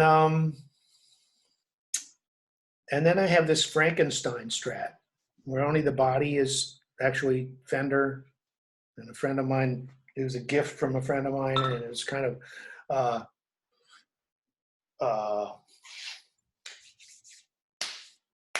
trying to think of the guitar maker that put it together. It's been so long since I got it. Doesn't really matter, but it's like a Frankenstein Strat. Jim Tyler. Okay, yeah, sure. One of his, when he was just starting out. And it's really versatile, and it stays in tune like a piano, and it like the twang. It's got a Wilkinson's twanger that, you know, Oh yeah, you can really use without, you know, the intonation is great, and it's kind of got some hot rod stuff on it. So if you need to, you know, give it a goose, it's got teeth. that's cool. And then I've got some other just really nice pieces. I've got a 53 L4 that barks like a dog, or like playing that kind of Django Reinhardt stuff. It's just like, rah, rah, rah, rah, rah, you know, great. Really nice. For me, so much of it is just the way it feels. It's not even about year, what, you know, people are like, what's the radius of the neck? It's like, I have no idea, but this one feels right. You know? Yeah. Awesome. Yeah, I've seen you play that Red Strat in a lot of gigs. This is one funny video of you. You seem like you were having a really good time where you guys were in the studio. And man, it was amazing because you were joking around. But let me tell you, when they hit, you came in there like a fucking Swiss watch. And you did, and it was not an easy lick you had to do. It wasn't very long, but it was not an easy lick. And you came in there and nailed that sucker. And you had that Red Strat. It's a really cool video. I don't know the name of it, but it was like two or three. It was three guys in a studio, and you had to come in and punch in a part. And man, it was really cool. Well, it's so comfortable, and it's just got a beautiful singing, satiny tone. The neck pickup is just like warm and, you know. And then I went to when I was looking at the Boz music, I'm listening to this stuff, and I realized that 80% of this stuff is that guitar. Oh, what is Loan Me a Dime on? What Dwayne played that was that on a Les Paul? I have no idea. Probably. Yeah. Probably. You played on a Strat. You played on your playing Strat. out of my white Frankenstein Strat. Yeah. That's so cool. Then I can do like the sub low E notes. What do you mean? You know, swing that sucker down to like a low G. Oh, with your Wilkerson. Yeah. I mean, you can really like play with that, and it'll roar, and then, you know, it's been good for me. That's good. Man, I think you guys were just here. Shit. We played the bowl. Yeah. In Tampa? No. You were at the Ruth Eckerd. Yeah, we were in Florida you were in Clearwater. You played at Ruth Eckerd. Right. Yeah. So you won't be here for another couple of years, probably. No, probably in this spring. Really? Pretty much, yeah. Awesome. We'll probably be back in the spring. Awesome. I'll let you know. Any cool stories behind how you got any of your guitars? I had back in the 70s, I was like working with this Al Vizzuti guy, and we got an endorsement with Yamaha. Mm-hmm. They said, they're going to give you whatever you want. So I, of course, go, can I have a jet ski? Was not really the best thing to say to the guy, but they gave me they gave us some guitar, some stuff, and I had this 335 type guitar. Yeah, that was unplayable. It was just, you'd bend a note and it would be out of tune for a week. It was just like, wow, unusable. So it disappeared into my cartage stuff, into storage. And then my cartage guy, Jimmy, said, yeah, I was looking for that guitar, and I said, have you seen that? You know, not that I want to play it, but is that still around? And he says, well, I haven't seen it. So he's looking, he says, I can't find it. I don't know what happened to it. So he's looking, and about a year later, he says, I found that guitar. It was in my stuff in Colorado, because he was also had a house in Colorado. So he brings it back out, and I start playing it. I was going to take it in, get it fixed up, but I start playing it, and it fixed itself, because now it's been sitting for 40 years. Oh my God. It's been sitting for like 25 years, and the wood dried out. And now it's like just screaming. That's hilarious, so it was man. It was like, well, if you leave it, if you let it sit for 25 years, it becomes, it becomes kind of vintage A guitar. vintage. What a great testimonial letter you could send to Yamaha. Hey, I love your guitars after 25 I years. don't think they like the front part of the story, though. They're amazing. Oh my God. Who's some of the favorite players, guitar, bass, whatever, that you've enjoyed playing with? Well, I love playing with Bill because we would both just take turns comping, soloing, both comping, and it was this friendly. It was just like if you take up that stance, I'm going to go over here. Now, if you're going to go up there, I'm going to go down here, and it was this unspoken kind of balance thing we were doing all the time. You see the documentary on him? I saw that there is that. Yeah, it's pretty cool. Mm-hmm. It was pretty interesting. And then Jimmy Johnson, bass player with James Taylor, and used to play with Alan Holdsworth, and I'll play anything. He and I have when I play with Jimmy, we have it's like a friendly shoving match. Because of my bass playing. Oh, that's right. I kind of get on his shoulders musically, and we'll kind of trade that role back and forth, and that's been a really in contact, like very present, you got very present with the guy because he'll react. The reaction time is like 0.2 seconds, like, I'll just hint at surf music and suddenly we're like, we're out on the waves or surfing in the middle of this weird, thing in 11, That's so cool, man. But I love that kind of like, turn on a dime playing, Man, that's back to see everything that you've said, mate, you've trained for. That goes back to how do you play this song? It's in F. Right? That's what you said. And that goes, that's what you're talking about, man. Like within 0.2 seconds. Yeah, so that's why you guys can hang. Cut down the reaction time between what's in your head and what's coming out of, Yeah. Anybody else?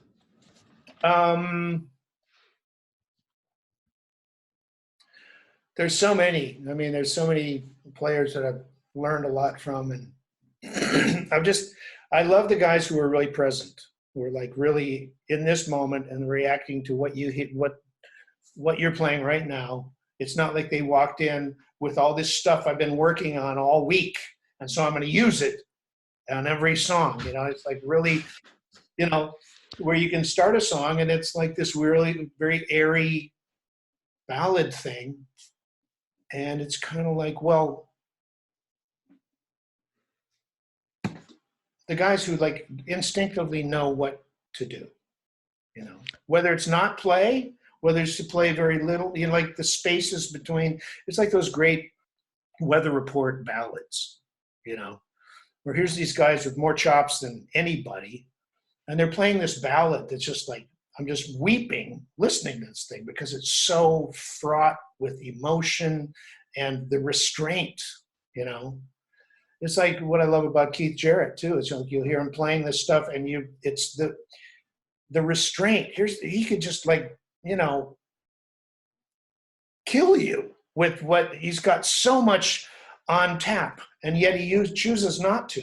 And he stays in this place until the tension builds up to a point where when it finally does move, it's like, oh my God, Man, I got to tell you that Stewart played a while ago, and he was playing. Who? Bill Smart, the drummer, used to work with Schofield, New York guy, and he's playing really quietly, and we're all kind of lean. And after a while, you're kind of leaning in, and he's getting all this tension at a really low volume.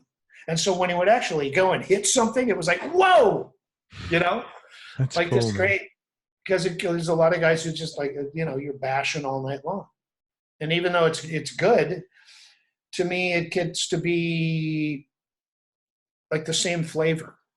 Like there's a couple bands I played with where the music is really intense and good and the players are great, but it's kind of one flavor all night. Yeah. It's like really dense, really complicated, and out there. Okay, the next song, little denser, more complicated, and out this other way. Next song, more dense. You know what I mean? And it's like, for me, as a listener and as a player, I think for me, I need the contrast. Yeah. Like, I love it. Okay, if this is going to be dense and intense and dark, great. But then we should play something that's wide open and spacious so that you have something to compare it to. Because otherwise, it's like sitting down to a meal of 5 courses, but they're all vanilla flavored. Yeah. Or they're all liver flavored. Or they're all whatever flavored. It's just the same.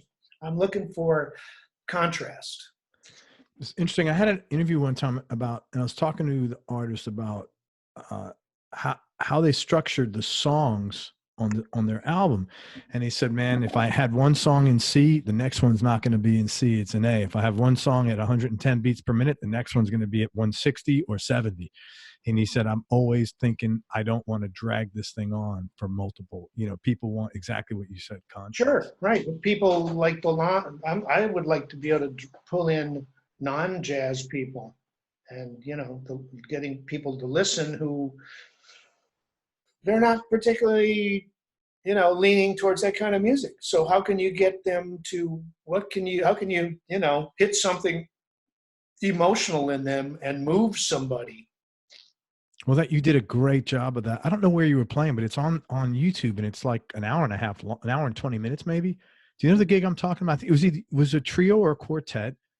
Alvis. There was a place called Alvis. It's an old in LA there. Like a ballet studio where they do music. All righty, Mike. So what's the best guitar and best amp you've ever owned or played? Well, that's a tough one. I had a beautiful old Deluxe when I was a kid. That one night, an early gig was, when I first had started playing.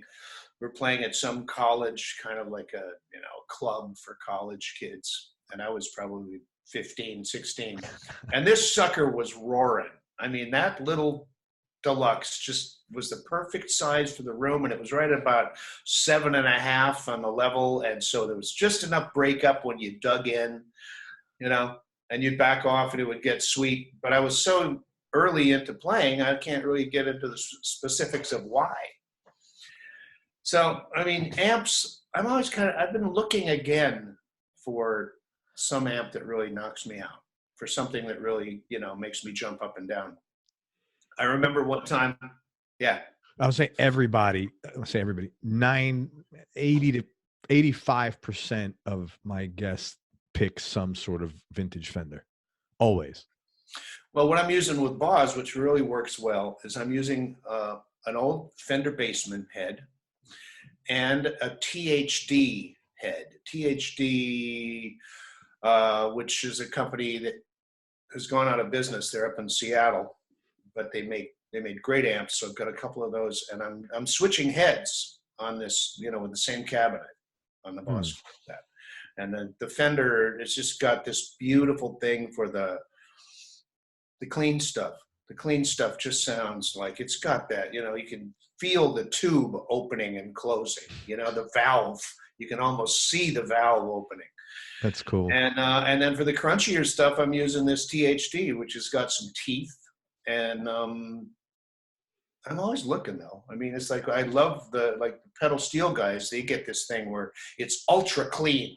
It can be really loud, but ultra, no distortion, just amazingly glassy, clean. So it kind of depends on what I'm going for, what kind of music you're playing.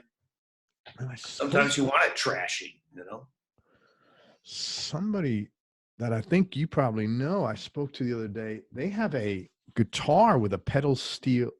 Oh, do you know Tom Britt in Nashville? No. Play with Vince Gilford. He's got a Telecaster with a pedal steel pickup. Oh yeah. Huh. Yeah, because he loves the clean. It's so amazing. I mean, they're really great steel players. You hear this stuff and it's just ultra clean, and it's so present, You do a couple things with Boz where I'm kind of emulating that sound, you know. I'm kind of emulating that thing, and having it swell up, but it's got to be ultra clean. So I have to go back and actually change the amp setting completely to do that thing, because What do you do? if there's any breakup at all, I turn the the master way up, the drives way down to try to get volume what's the breakup, which is, when it works, it's great. Beautiful. Yeah. Just floats out there, And what's the best guitar you ever played? Is it your Strat, or have you played something else that really made your knees buckle? The red Strat, my real Fender Strat has got a great glassy, like I said earlier, it just disappears. When it's really working, I feel like there's almost not even a guitar there. It just sings. And then I've got, then there's some jazz boats that I like, inflatable, big, thick jazz body boats. They sound great. And it all depends on what kind of music you're playing and what kind of sound you're going for. So I have a lot. I probably have, I don't know, 30 guitars, or what's that? Yeah, mostly guitars, and then you've got a mandolin or two, and a ukulele, and a bouzouki. Right on, man. A Greek bouzouki, and great. They call you for a session. It's like, well, I could go rent one for $100, or I could buy one for $3. So, acquiring a lot of stringed instruments. Is there a guitar you don't play at all? I have a bunch of guitars that I don't play that sit under the bed, and they're actually very nice. There's a guitar maker named Buscarino, John Buscarino, who made me this gorgeous jazz boat. I've never had a guitar like that. It's hand carved, the whole thing. It's just like amazing. And then he had some other guitars he let me have that were like a thin line, flat steel string and a nylon string. And they play beautifully, but it's like, how many of these 20 guitars are you going to be able to use? Because you got to keep changing the strings, and then they get pissed off, because if you keep the guitar under the bed for about 10 years, he's not happy when he comes out. He's like, it's like, it's like trying to call. You got to make it up to him. Oh, you're back, huh? Oh yeah. You probably, watch me break 2 strings on you. Right. First song here. Let's go. Big shot, hot shot. You got to make up to him. So I get used to, like, the more I play one, I kind of get used to the foibles of that guitar and start to adapt to it. And so sure. I don't really have a favorite. Ever sell a guitar? Ever get rid of a guitar you wish you could get back? God, yes. I had a Strat when I was a kid. I had this yellow, white Strat that was used when I got it in, like, I don't know, 69.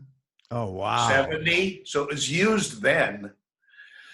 And, wow. It was probably mid 60s, early 60s. And I was like, I was at that point where, as a kid, it's like, well, I don't need 2 guitars. Why would you want to have 2 guitars? So, and I didn't have much money. And I think I traded it for a reverse Firebird. A Gibson reverse Firebird. Yeah, that's interesting. Headstock and stuff, which was great, which I also got rid of. You're not that kind of player, though. What made you get a Firebird? I think Johnny Winter. Okay, fair enough. I was really into Johnny Winter, and he was playing one of those suckers, and it had some teeth on it, I tell you that. Yeah. But it's kind of like one of these, like, metal shredder guitars. Like, you can't play it on your lap because of the shape of the body. It was really just weird. It would just keep falling off. You'd have to stand up and hopefully wear some platform shoes to play. But it was great. It had its own center of gravity. Like, you would you would just move around, and the guitar wouldn't even move. You'd be going this way and this way. The guitar would it was like a black hole. It had its own gravity field. First record you ever purchased? The first record that I purchased that really I remember vividly was Rubber Soul. Oh, wow. Beatles' Rubber Soul. Because I wasn't like a mania Beatles fan. I kind of, I was a kid. I was like 12 years old and I was listening to whatever I was listening to. And, but that record really just knocked me to like slapped me awake. What about it? Like which particular tracks or? I don't know, maybe because there was a lot of acoustic guitar on it and it was very warm and it was very, and those songs, I mean, you go look at the songs, they're all like, you know, under 3 minutes long. All this information and this great symmetric, you know, songwriting stuff, the quality of it, it just overwhelmed me because it was like all these great songs and they're all really short and they told stories and they were personal and they were like, you know, it drew me in and it made me, you know, that I remember very vividly that album. I still have it, and I put the needle in the groove, and I just like, I love the sound before the music starts, you know? Yeah. It's like I recognize the scratches in the vinyl. That's cool. I played it so much. That's cool, man. I've got to get another turntable because I got a bunch of vinyl. I love my vinyl. Give me your, just for this minute, top 3 Desert Island discs. I was thinking about that. I think I actually wrote some stuff down. What did I write down? Oh, yeah. Keith Jarrett, Facing You, which was a very early solo ECM recording he did. He was probably 19 or something.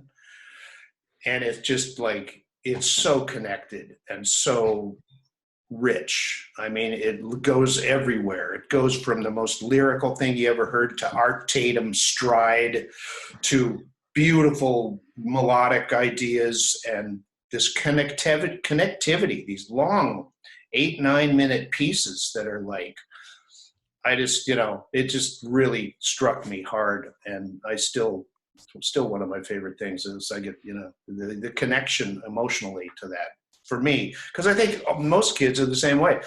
There's a point in your life where you really open up to this stuff, and that stuff that comes in really like changes you and sticks with you. I mean, that's why my father and that generation, that's what they love, the Glenn Miller, because that was there for them at that time. And so it's very meaningful because it connects to your early desire to even, you know, do this or be able to enjoy it. So I love the Facing You. There's a great Randy Newman record called Good Old Boys that is like a movie. I mean, all the songs are really connected. They're all of the same theme. It's this Southern kind of a bittersweet, despairing, you know, it's you know, civil rights are like not really there yet. And there's songs of like this tune, Louisiana, that's been covered a few times. Like after Katrina, I think that Aaron Neville covered it. And a gorgeous ballad called Marie. So yeah, Good Old Boys. I love that record. I don't listen to it that much because it's so, it'll just, you know, I can get my musical nut from listening to other music. And sometimes I have to, and I'll just be a fan.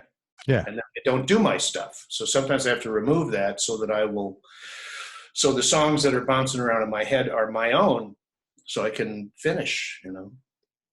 And I'm just trying to think of another, I mean, there's a lot of, okay, Bitches Brew, Miles Davis. That completely changed, you know, really woke me up too. Because it was I thought you would say that. It was so, like I said before, just deep water, and I had no idea what they're doing, and it was killing me. Because there was a lot of music where I would listen to it, and I had pretty much understood what they were doing. Sure. I couldn't do it, but I could hear what they're doing. And Bitches Brew was like, I have no idea what they're doing, and it's completely killing me, which was like a big mysterious door cracking open, you know. You've got really interesting, really diverse. I mean, these are all like such great musicians and songwriters that you picked. It's really interesting. I mean, very good songwriters. It's really what drew me in was songs, you know. And I worked later on styles and different types of music and this, and trying to learn how to play bebop, or trying to, learn some of this more aggressive rock, jazz rock kind of stuff. But what really really drew me in was songs. Yeah. Tell me the best decision you ever made.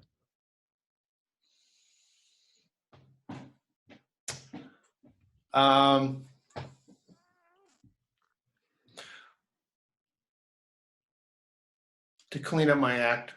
Get sober. Get sober. Suddenly I found I had all this time, and and it's like my attitude changed, and it was probably the best thing that I ever did. It was probably tough in the beginning when you have all that time. You're like, okay, what do I do now? Because I used to. That still comes up, but I mean, yeah. But it's kind of like I was used to feeling like a dog turd until about 1 or 2 in the afternoon every day. I thought that was normal. Yeah, of course. And so suddenly you're like waking up in the morning and you don't. Yeah. And my cloudy head started to clear, as the silt settled out, and it was like, that's my best decision, I would say. That's great to hear, man, the way you just described it. Are you good now with balancing time, like doing fun stuff outside of work? I try to make time for it. I mean, one of the things I did when I did get sober was I thought, okay, I'm trying to rationalize ideas, why I'm doing this. So I used to love to go fishing in Mexico, Yeah. So I looked at the money and I thought, for the money you're spending every week and every month on this stuff, you could go to Mexico 3 times a year and fish and bring home $1,000 worth of tuna and have high adventure on the seas, And so I started doing that. So I started trying to treat myself. Or a few years ago, I went on a rafting trip. I took my kids on this rafting trip on the through Dinosaur National Monument in Utah. And it was like going back in time because there's no roads. So you're floating down this big purple canyon for 3 days, and they pull in, and here's your campsite for tonight. Go set up your tent, and when you come back, we'll have dinner ready. And it was just like that kind of stuff that I'd never done. So I've been, it's important to make room to have that stuff, because if you're going to wait for it to come and fall in your lap, it's not going to happen. You have to make time in the room. Thank you for reminding me of that, because I need to do that more. That's good, because I take it with me. I mean, I remember going to Costa Rica one time it was turning, like it was a big notch in my age. And I thought, well, what would I like to do that I've never done, that I would probably never do? And I thought, go to Costa Rica and explore and go to the jungles and the volcanoes and this stuff. So I go to Costa Rica and I'm out on this, I'm with my boat guy, who's my guy, just there was nobody there. So I had my own guy, my own boat, and we're going down this river, this canal in the jungle that's overhung with jungle, and there's howler monkeys in the trees and God knows what in the water. And we're just cruising down this for miles, about as wide as the street in front of my house. And I just, that kind of stuff I carry with me, and it really helps dealing with the stress of living in the city, trying to find work, because it can't just all be about trying to find work and, learning new guitar licks and stuff. That's not enough. Your kids must have loved that trip. Oh yeah. They were kind of a little baffled by it, because, there was there's no internet down there. Yeah. Yeah. Where's the ride? Right. But it was it may have been too, so big for them because they were young that it was almost overwhelming. For me, it was fantastic because I love that kind of stuff. And it was oh, what's around this corner? Now we're in this red canyon, and now we're in the desert, but for them, it might have been they had nothing to compare it to. Yeah. How old were they? You have two girls? I know they love it. Yeah. How old were they at the time? 17 and 19. Well, that's a good age though, because they're out of like being nuts, or pretty much out of it. Yeah, that's a and good one age. of them speaks to me. No, it's okay. We're okay. I know, man. Mine's 19. We just started speaking again like a year ago, and I was like, from 11 to 18, I was like, out vilified on a sure. Which is kind of their job. Yeah, I get it. I remember because I missed her. Too. And the last thing I ever wanted to do was hang out with my parents there for a while. Mm-hmm. But, so when that came up, I just didn't have a knee-jerk reaction. It was like, well, that's your job, is to, find something that bugs the hell out of me. So go for it. And I'll, when you're ready. I'll be here, yeah. I'll be here, and we'll pick it up. Yeah. That's exactly what happened. Good. What is your definition of happiness today? Because you seem pretty optimistic in general. You seem like an optimistic guy, no? Well, I feel very fortunate. I mean, the fact that at this point in my life, at my advanced years, as you might say, that 35. I'm getting to fly around the world still. Play guitar. I mean, somebody told me when I was 12 that this far in the future, I would still be like, they'd be flying me business class to Japan to play 4 concerts in 2 weeks, and then go all over the U.S., and then we've been to Europe and, and Australia, and maybe that'll happen again this year, and all this travel. And the fact that I get to do this because of guitar, because of music. I mean, that's like, as my friend Jimmy Johnson once said, we were talking about this stuff, and I was kind of lamenting my lack of star appeal. And he said something like, well, you think about how many people there are in the world who are actually making their living playing music. It's probably like 5,000-10,000 people in a world of billions. Sliver. Like, you are so lucky. Yeah. So I'm very aware of that, and and now I get to be home too, so I can clean up my house, which is good. And go on the internet. And go, and go get build your website. Phony baloney website. No, it's gonna work. I even posted a picture. Awesome, that's great. Yeah. Where on social media? Yeah, well, on my site. Because I have this thing about the Facebook. I don't like the Facebook. You don't like the Facebook, yeah. I feel like what they're doing with the elections and with the political stuff is so abhorrent to me that I don't think it's really doing people a service. I think, it's not really social. It's pretty antisocial. It's a lot of people sitting in their rooms typing and sniping at people anonymously and then disappearing into the bushes instead of like conversation and exchange of different ideas. I think what's going on in the country, people need to talk. They need to talk. It's okay to have different ideas. Yeah, totally. But in a democracy, you bring these ideas out and we talk about them and we figure out some way to move forward. We don't like entrench ourselves in our ditch and refuse to budge and put our fingers in the ears and don't listen to any other outside information. I think it's actually dangerous. But I think people do that with everything. They do that with music. Yeah. With a buddy of my good friend. Right. I mean, I don't follow. I'm not in touch with anything political. Like I said, I haven't watched news in 35 years. It's just too toxic for me. But my buddy said, I don't want anything negative. This is what this guy sends a note on. This is like a business forum or something. He goes, when marketers put me on their list, I don't unsubscribe. I open the emails, but I never remove myself. Why? Because I know it's costing them money to keep me on their list. Sometimes when they're jerks, I add variations of my email so they could open up, so they could get charged. How nuts is that? How much time has this guy spent on like, I mean, that's to me, I'm a very simple guy. So maybe I just don't get the loftiness of this purpose, but like Who the fuck has time to do that? And like, if you have that time, why are you thinking of like vitriolic poison? Why don't you go volunteer to pet dogs? I don't know. That would seem to give you a lot more joy in your life than like, adding yourself to, I mean, how much time I don't know, man. So like, yeah, you're right. But I see this with everything.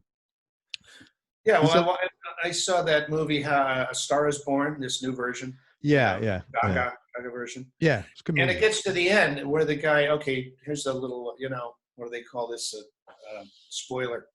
At the end, when the guy offs himself, I thought, dude, you're a successful guy. Look at this house that you offed yourself in. Why don't you just go to Alaska fishing for a couple months and clear that shit out so you can enjoy your life instead of being completely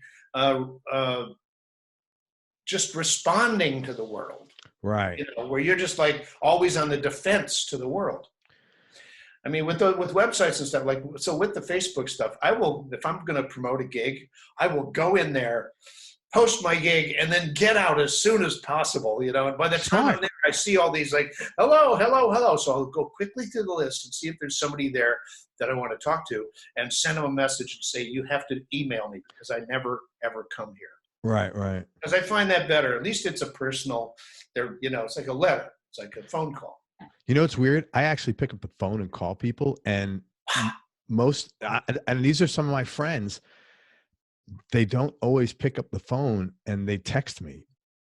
And so I'm a real dinosaur. I'm like, man, I kind of like the phone is good, and even my kids, I'll call them like, hey, Dad, what's up?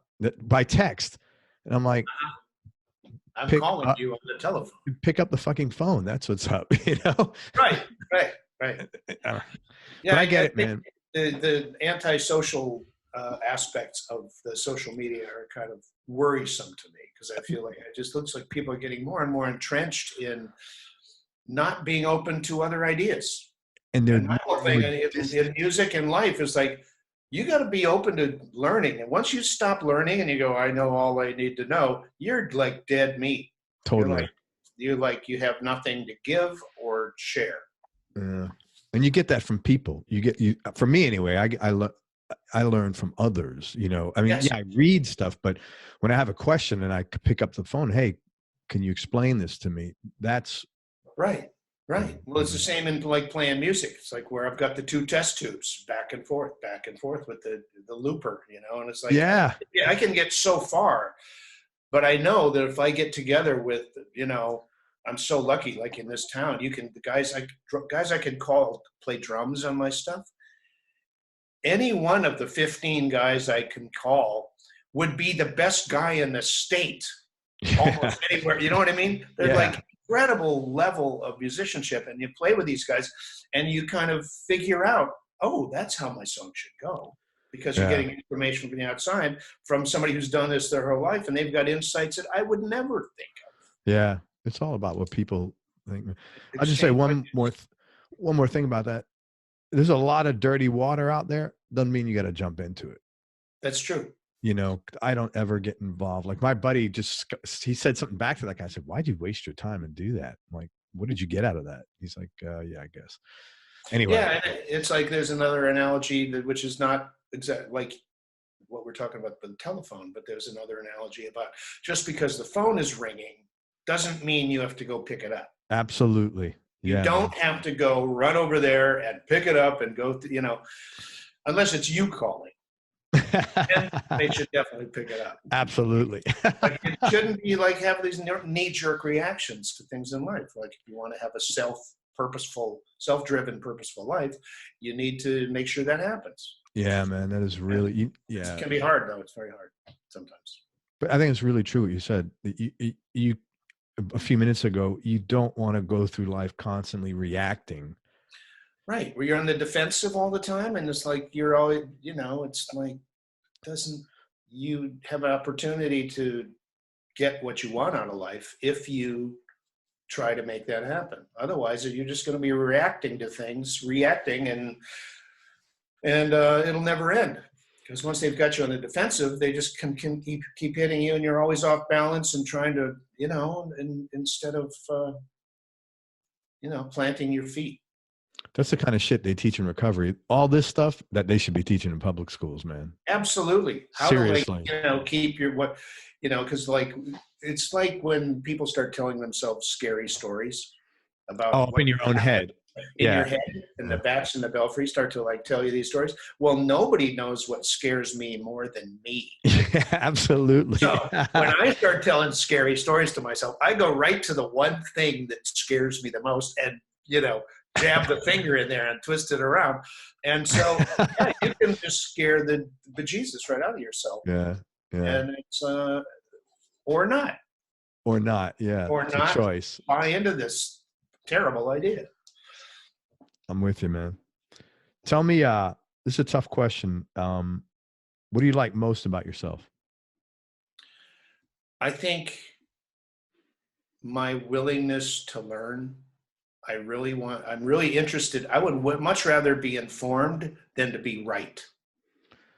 I love to I'm interested in learning things. And I think that's helped me keep a healthy awe about playing music, about all kinds of things. I love science stuff. I love to read about science stuff and just to be open to learn. Man, I was at a Nar-Anon meeting one day, and I was sitting there, and they had a blue book, and the guy opened, read a passage, and this is how he started it. He said, "What's so important about being right?" And at that very moment, I was really ready to hear that message, and it totally changed my life. Because I sat there and thought about that, and I said, man, how much fucking energy have I wasted on being what I thought in my younger years was principle. It's not principle, it's stupid. It's it's paranoia. It's kind of like the people I know who insist on being right all the time are extremely closed-minded and unaware of factual information. And it's not. It makes it all about you.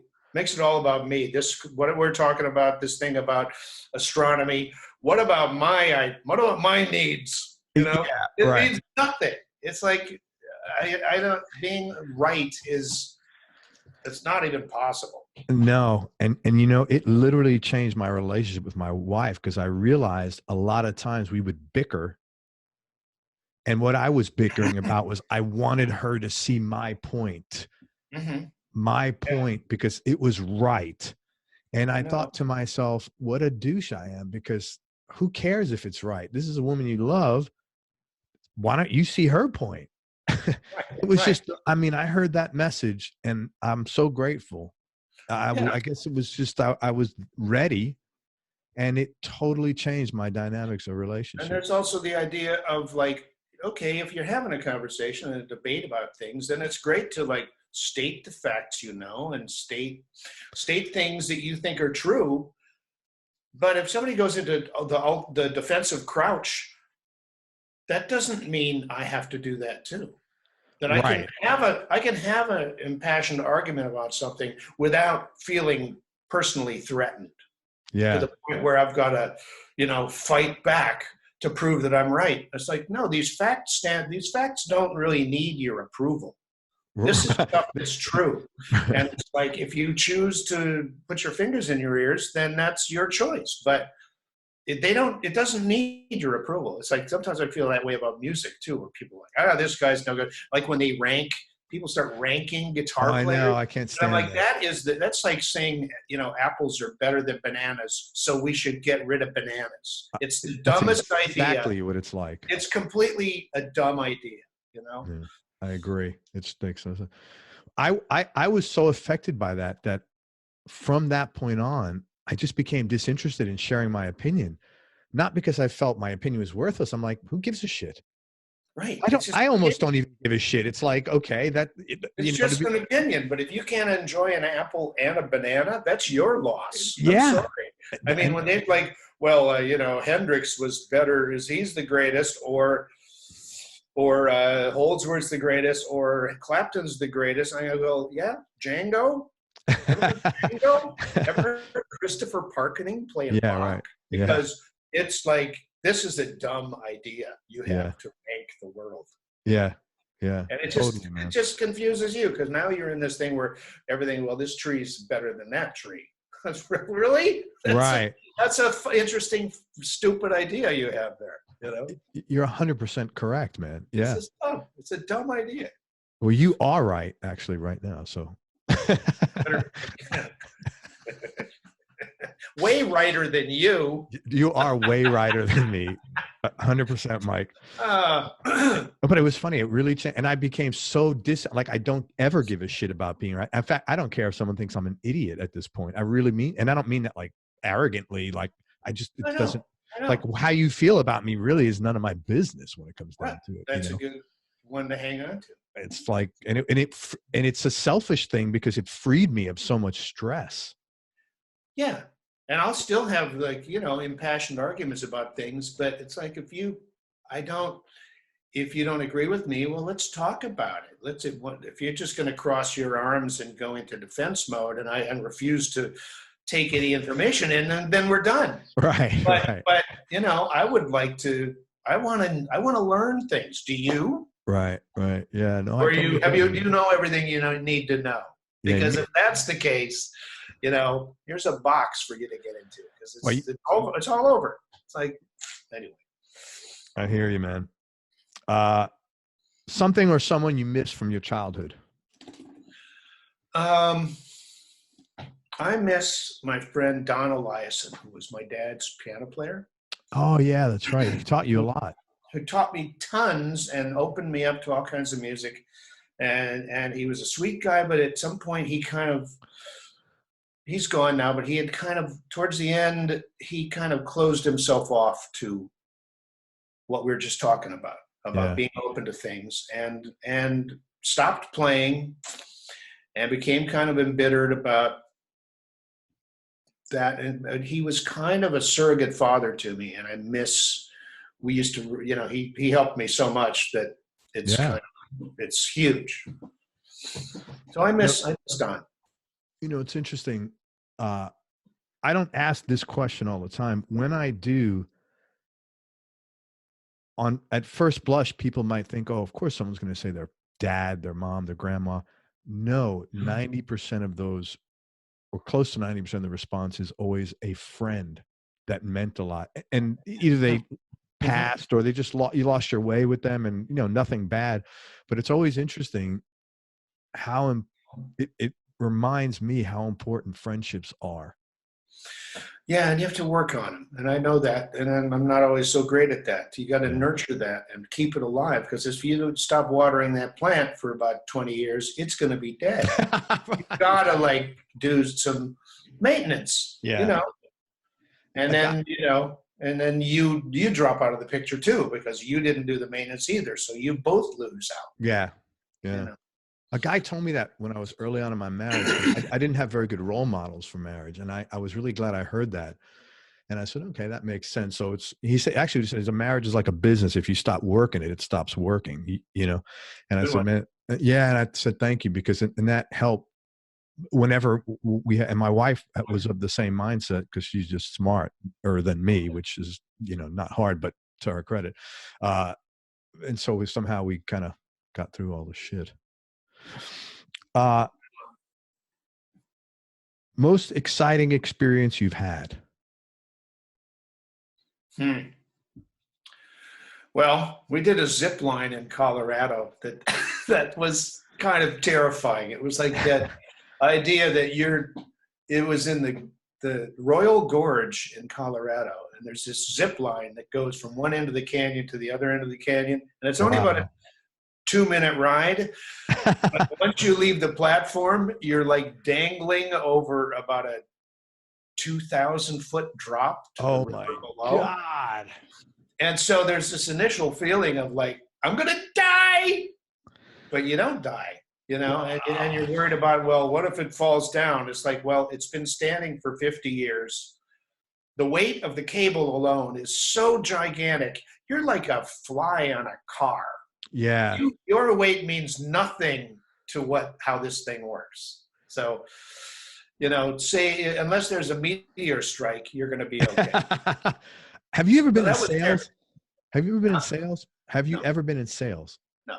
You'd be a great sales guy because you're so good with analogies, man. Like all your analogies are spot on, and that's like a big plus when you're in sales to help people see things. Yeah, I was just curious. The feeling of terror because you're looking down, and then you go, and now it's too late. Now they've sent you, and wow. So that was really cool. I think the most exciting thing is that what you're asking? Exciting experience, most exciting experience. That was right up there. That was right up there. Or some of these trips on out to sea. Yeah. On a fishing boat where you don't see anything, and then all of a sudden you come up and the water is boiling for 300 feet around the boat with yellowfin tuna. Wow. That are up on the surface, just like hitting everything that, you'd throw your hook towards the water, but as it approached the water, you'd see 5 tuna turn to strike it. God. It's like to see that kind of like phenomena, like the Earth stuff on the planet Earth in first hand is just like blew my mind. Or like I went to Africa one time, played in Johannesburg, and then went on safari. Just me. Everybody else went home. I was looking at these people like, what are you doing? You know what it costs to get over here? Yeah. So I went on safari into this national park, and we get there and we're driving for about, 5 minutes, and he pulls over and there's this giraffe about 20 feet tall eating a tree. And then we keep driving, and here's a rhino about 75 feet away from me with a bird on his back, picking the, wow. Picking the out. And just to see, we saw a pack of lions that stalked these impala. Wow. One lion came, and so we're sitting like, I don't know, 500 feet away, and somebody in the car, this open vehicle, says, "Oh, look at that. Here comes one." This mother lion, this lioness, runs right past us. I mean, you could put your hand out and grab her almost. Goes running past the car, behind the impalas, and chases the impala out towards the pack, which then attack the pack, and they take one down.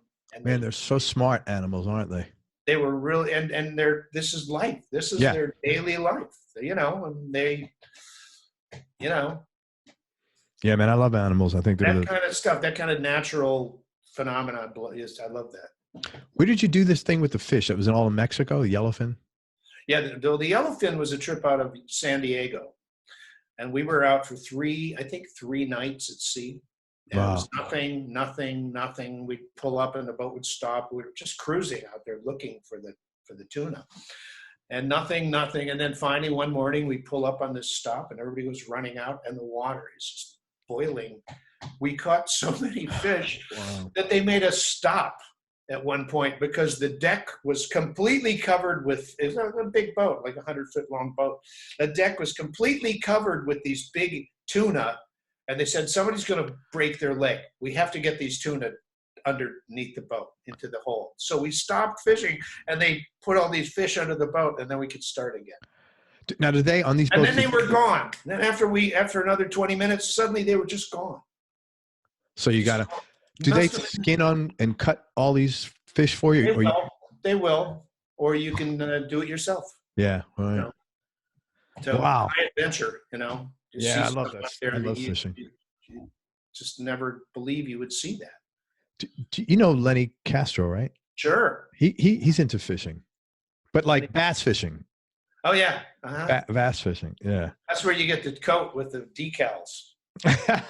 It's just mellow, man. It's just to sit in a rowboat or. Oh, there's something about just the water. Being on the water really zens me out, man. It's like totally relaxing, so man. Peaceful. And no matter how hot it is, it's just really relaxing. I would like to get that in my life back. Or you could do that every couple of days. I could go right down to Skid Row and play catch, I mean, I could go do a very stressful job. If I could get a little of that once in a while, You can handle it. it would just bliss me out. Most important thing your dad taught you?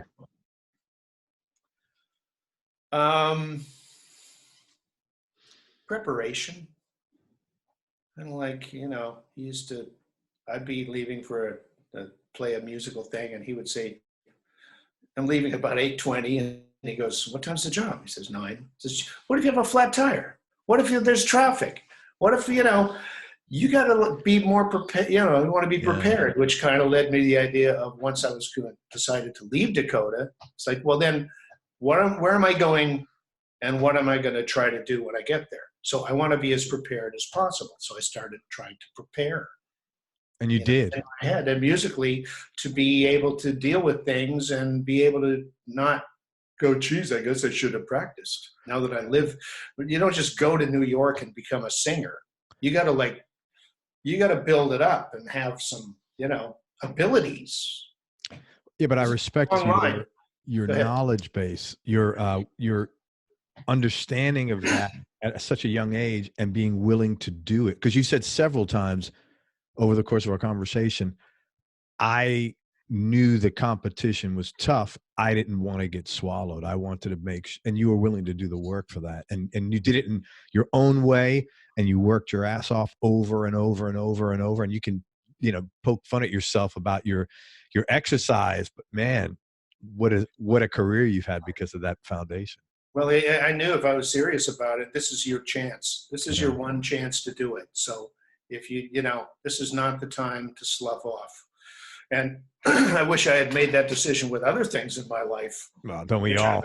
Which I learned later, but I knew early on that that's what I wanted to do. And if you're really serious about it, you better be prepared, with whatever you can prepare. And I didn't even know what I needed to gather.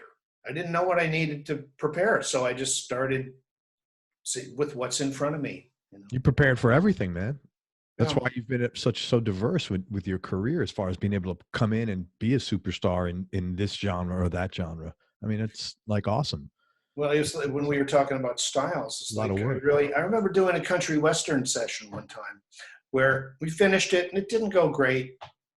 And I left, and it was just this feeling of, you didn't do a good job there. Maybe you didn't like the song, and maybe the people running the session were kind of dicks, but you didn't do a great job. And so even though it's not the kind of music you want to play, how hard can it be to learn how to at least do something that's passable? Yeah. If you're not going to be Ricky Skaggs, but you could do the right job. You could play the role. It's not your role to be the guitar hot dog all the time. Somebody's got, there's roles. It's like, that's something I learned from bass playing, is that like the bass player role is so important. It's the anchor. I mean, it's like trying to build a house without a good foundation. It's going to fall over. You got to be willing to play a role and put your ego aside. Someone's got to use their right hand. Why would that be a threat to your ego, that you have to learn how to do the right kind of part? It's like, you're mistaken. Yeah, that's great. How about your mom? Most important thing she taught you? Oh, she had a great line. She used to say, you can't catch any fish if you don't have your line in the water. I love this. I love that simple, profound wisdom. Yeah. It was like, persistence. Don't, you got to keep showing up. You got to That's wonderful, man. Smart woman.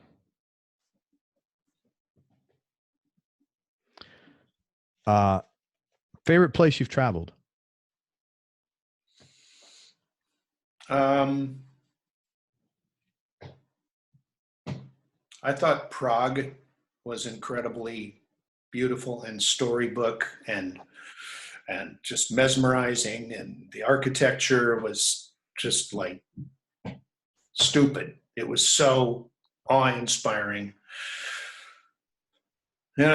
Africa was incredible. that kind of wildness, although I did go home early because they took us to a town where there was a gold mine. There was a mining town, and you could smell the apartheid. You could just smell it. And I ended up going home early, which tells you a lot, because I was loving this trip, and it was like, I can't be here. This is like, these people are creating a horrible situation for generations to come with this kind of hate, this kind of blind hatred and ignorance and arrogance, What year was this? Oh, that was probably like 15 years ago. Probably. Isn't that crazy? Yeah. But, you could just sense it. You could just sense it. There were some Afrikaners who'd come to town, and their attitude towards the locals was so bad. That was 2004, though, man. How crazy is that this is 2004 when that happened? People will hang on to they love their hatred.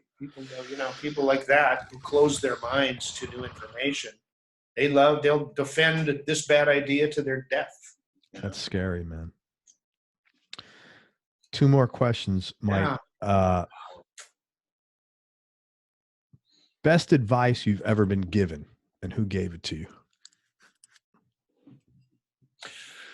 Practice everything you can think of. You said that a couple of times, man. I like that. Well, it was so true, because instead of it being on like an external, like, go get this book, go study with this guy, go to this college, and then they'll fix you up. It wasn't like that. It was like on you. What can you think of? Because once you start playing this game with yourself of like, we used to do this great, I moved out here with the guy Walt Fowler, great trumpet player, and Albert Wing, great sax player guy.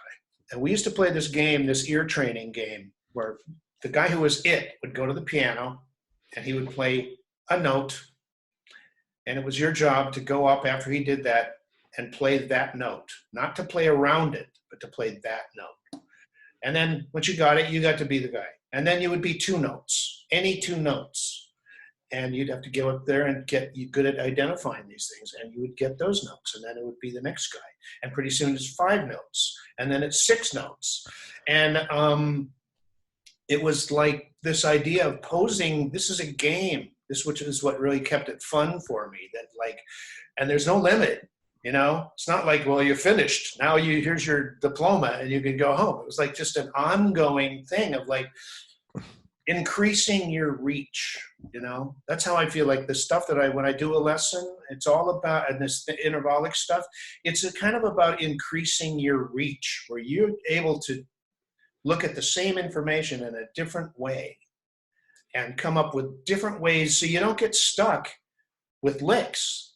Like, there's a lot of guys who get stuck with playing it this way and that way. And then it's kind of like, instead of being able to speak a language, it's like you have a phrase book. Yeah. And you can go, you can ask where the bathroom is and where do I buy a hot dog, but you can't just speak. Right. So it's about, it increases your reach, and it opens up. So you choose the route. You got this solo coming up. Like, I rarely plan a solo, really rarely. I'm trying to just be in the moment and be able to sing something melodic in the moment with wherever I start. I'll never forget when I was playing with Chick. He used to do, Chick Corea, he used to do these improvs that were just wildly different from night to night. I mean, completely. One night it'd be the most it sound like Debussy or Ravel, just beautiful lyrical stuff. And the next night it would be like Bartok with a hangover, pissed off, And so I asked him, where do you get? And then at the end of the improv, he would kind of back it all up like a pickup truck into the key that the next song started in, and off we would go. Wow. So I asked him, where do you get this stuff where you can, these wildly different ideas? And he said this line that really struck me about how he really lives there. He says, well, sometimes I just put my hands down on the keyboard without looking and go from there. And I thought, holy shit. So you're so comfortable with dealing with this stuff that you can start anywhere and build from where you started. That you're that Wow. flexible with the intervals and where it goes and your ideas of composition, because at that point the improv becomes, you're composing, that he's that comfortable to be able to do that. That's a guy who spent, you can't get to that point unless you are a practicing fiend. There's a handful of people with that kind of power, Wow. And he's several of them. And last question, Mike, what's been the biggest change in your personality over the last 10 years, and how much of that has been intentional and how much is just a part of gracefully aging? Well, I think what we talked about earlier about figuring out how to be content, about that you're not chasing someone else's idea of success or maybe your own bad idea of success. Like, what is success? To be able, the fact that I'm still playing music and traveling the world and getting paid and I'm able to turn down the gigs that I don't want to do, that I don't have to take everything that comes in the door. So I don't have to take on the stress of doing something that I find, way less than fulfilling. That's a huge luxury. Yeah. So trying to just be aware of the fortunate place that I'm in, and also being, what I talked about, like time passing, just being aware that the clock is running. And you could spend it being obsessed with being pissed off or trying to be right or trying to play like this guy or envying this guy's career, or you could be where you are and figure out how to be content. Yeah, man. Put a smile on your face. In your life, and be okay with things, which can be really hard when you're an obsessive personality like I can be. A couple of things. First of all, thank you very much, man. I really enjoyed talking to you. I have so much respect for your talent, and I'm not saying that to blow smoke up your ass. You're come on, such a good player. No, man, you're such a talented guy, and you talk everything that you. I mean about the smoke. Everything. Thanks, it's been really nice to talk to you. I think the questions are really good and thought-provoking, and you actually have to sit back and go, It's kind of like with lessons. When I do lessons, a really good lesson for me is when the guy says, and I'm going, well, you got to do these thirds, and then you do this with him, and you do this, and you do this. And he goes, why? Yeah, man. You sit back and go, why? Good question. Because it's going to make you more flexible. It's going to get rid of preconceived ideas, and it's going to be your ideas. Like when you're digging in the dirt for ideas, and if you find this little thing, and to you, it's like, this is fantastic. It may not be to that guy, but it's all about what it means to you. Right.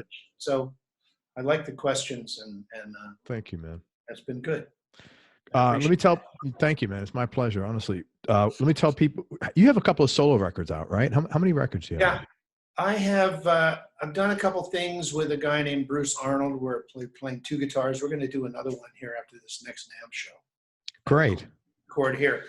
But I have some self-produced albums. There's one called The Outside Men. It was when I was working at MI, Ralph Humphrey and Jim Lacefield, and they were going to start their own label and brought in the record plant truck, and we recorded for 2 days, and then they changed their mind. So they just handed us the tapes. So I put it out. So you just put it out. Good. It's called Band Overboard. It was going to be a picture of the three of us on a fishing boat, and the next picture would be nobody there. That's good, man. And then I have one called Save the Moon, which was back when George W. was president, and I was convinced he was going to put a giant W on the moon. Is that under your own name, or is that also under the outside? It is. Okay, so you got one under the Outside Men, which is called Band Overboard. And one on your name, Save the Moon. Save the Moon. And then we did another one a while ago called World Goes Round, which is also my thing. Awesome, man. Are all of these, I'm afraid to ask, are any of these on like the streaming? Yeah, I think they so. are.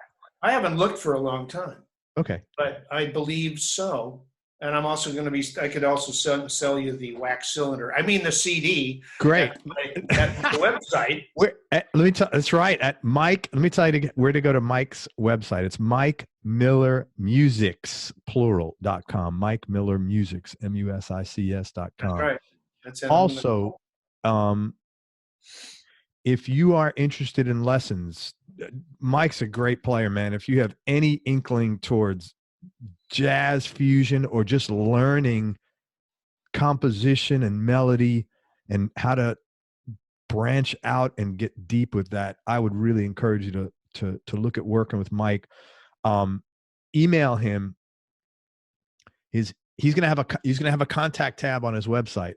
That's right. You can also email him. His email address for this is Rancho Milerio, or it's like Rancho and then Miller IO. So Rancho MILLERIO at me.com. And just, send him some details. Don't just say, hey, Mike, I heard you on Everyone Loves Guitar. I want to take lessons. Like, what have you been doing? And what are you looking to do? So he can respond like appropriately and in your best and his best interest. Yeah, great. And also tracks. So, I've been doing a lot of I've got a nice little studio here, and I do guitar tracks for people for various recording things. So if someone has a recording and they're looking for tracks, studio production, banjo, you call, if you need bouzouki, this is your man. That's right. So email Mike at ranchomalario@me.com. And just be respectful and nice. And, everybody that listens I've never heard any complaints. So nobody be the first. Anything I missed, man? MikeMillerMusics.com. We're all waiting with freaking bated breath for this, man. I can see you're going to be a social media queen once you get that thing. You'll be sure. I won't even talk to anybody anymore. You'll be all over that. I'll be like a brain in a jar. You'll be like, hey, man, I got a website. Here it is. Hey, did I miss anything? Is there anything else? No, I think we covered all kinds of stuff. Really fun, man. Cool. Let me wrap up. Hold on one second, Mike. Thank you very much for everything. I really appreciate your time. Thanks, man. Everybody, you're welcome. Thank you so much for listening. If you enjoyed this, please share it on your social media channels. We appreciate your support. Thanks so much to Mike Miller for spending time with us. Check out Mike's music online. He's a really incredible player. He's got tons of stuff on YouTube. Hit him up at his website, MikeMillerMusics.com. Buy some CDs from him. Super cool guy and really extremely talented. And most important, remember that happiness is a choice, so choose wisely. Be nice, go play your guitar, and have fun. Till next time, peace and love, everybody. I'm out. Mike, thanks for everything, brother. Right on.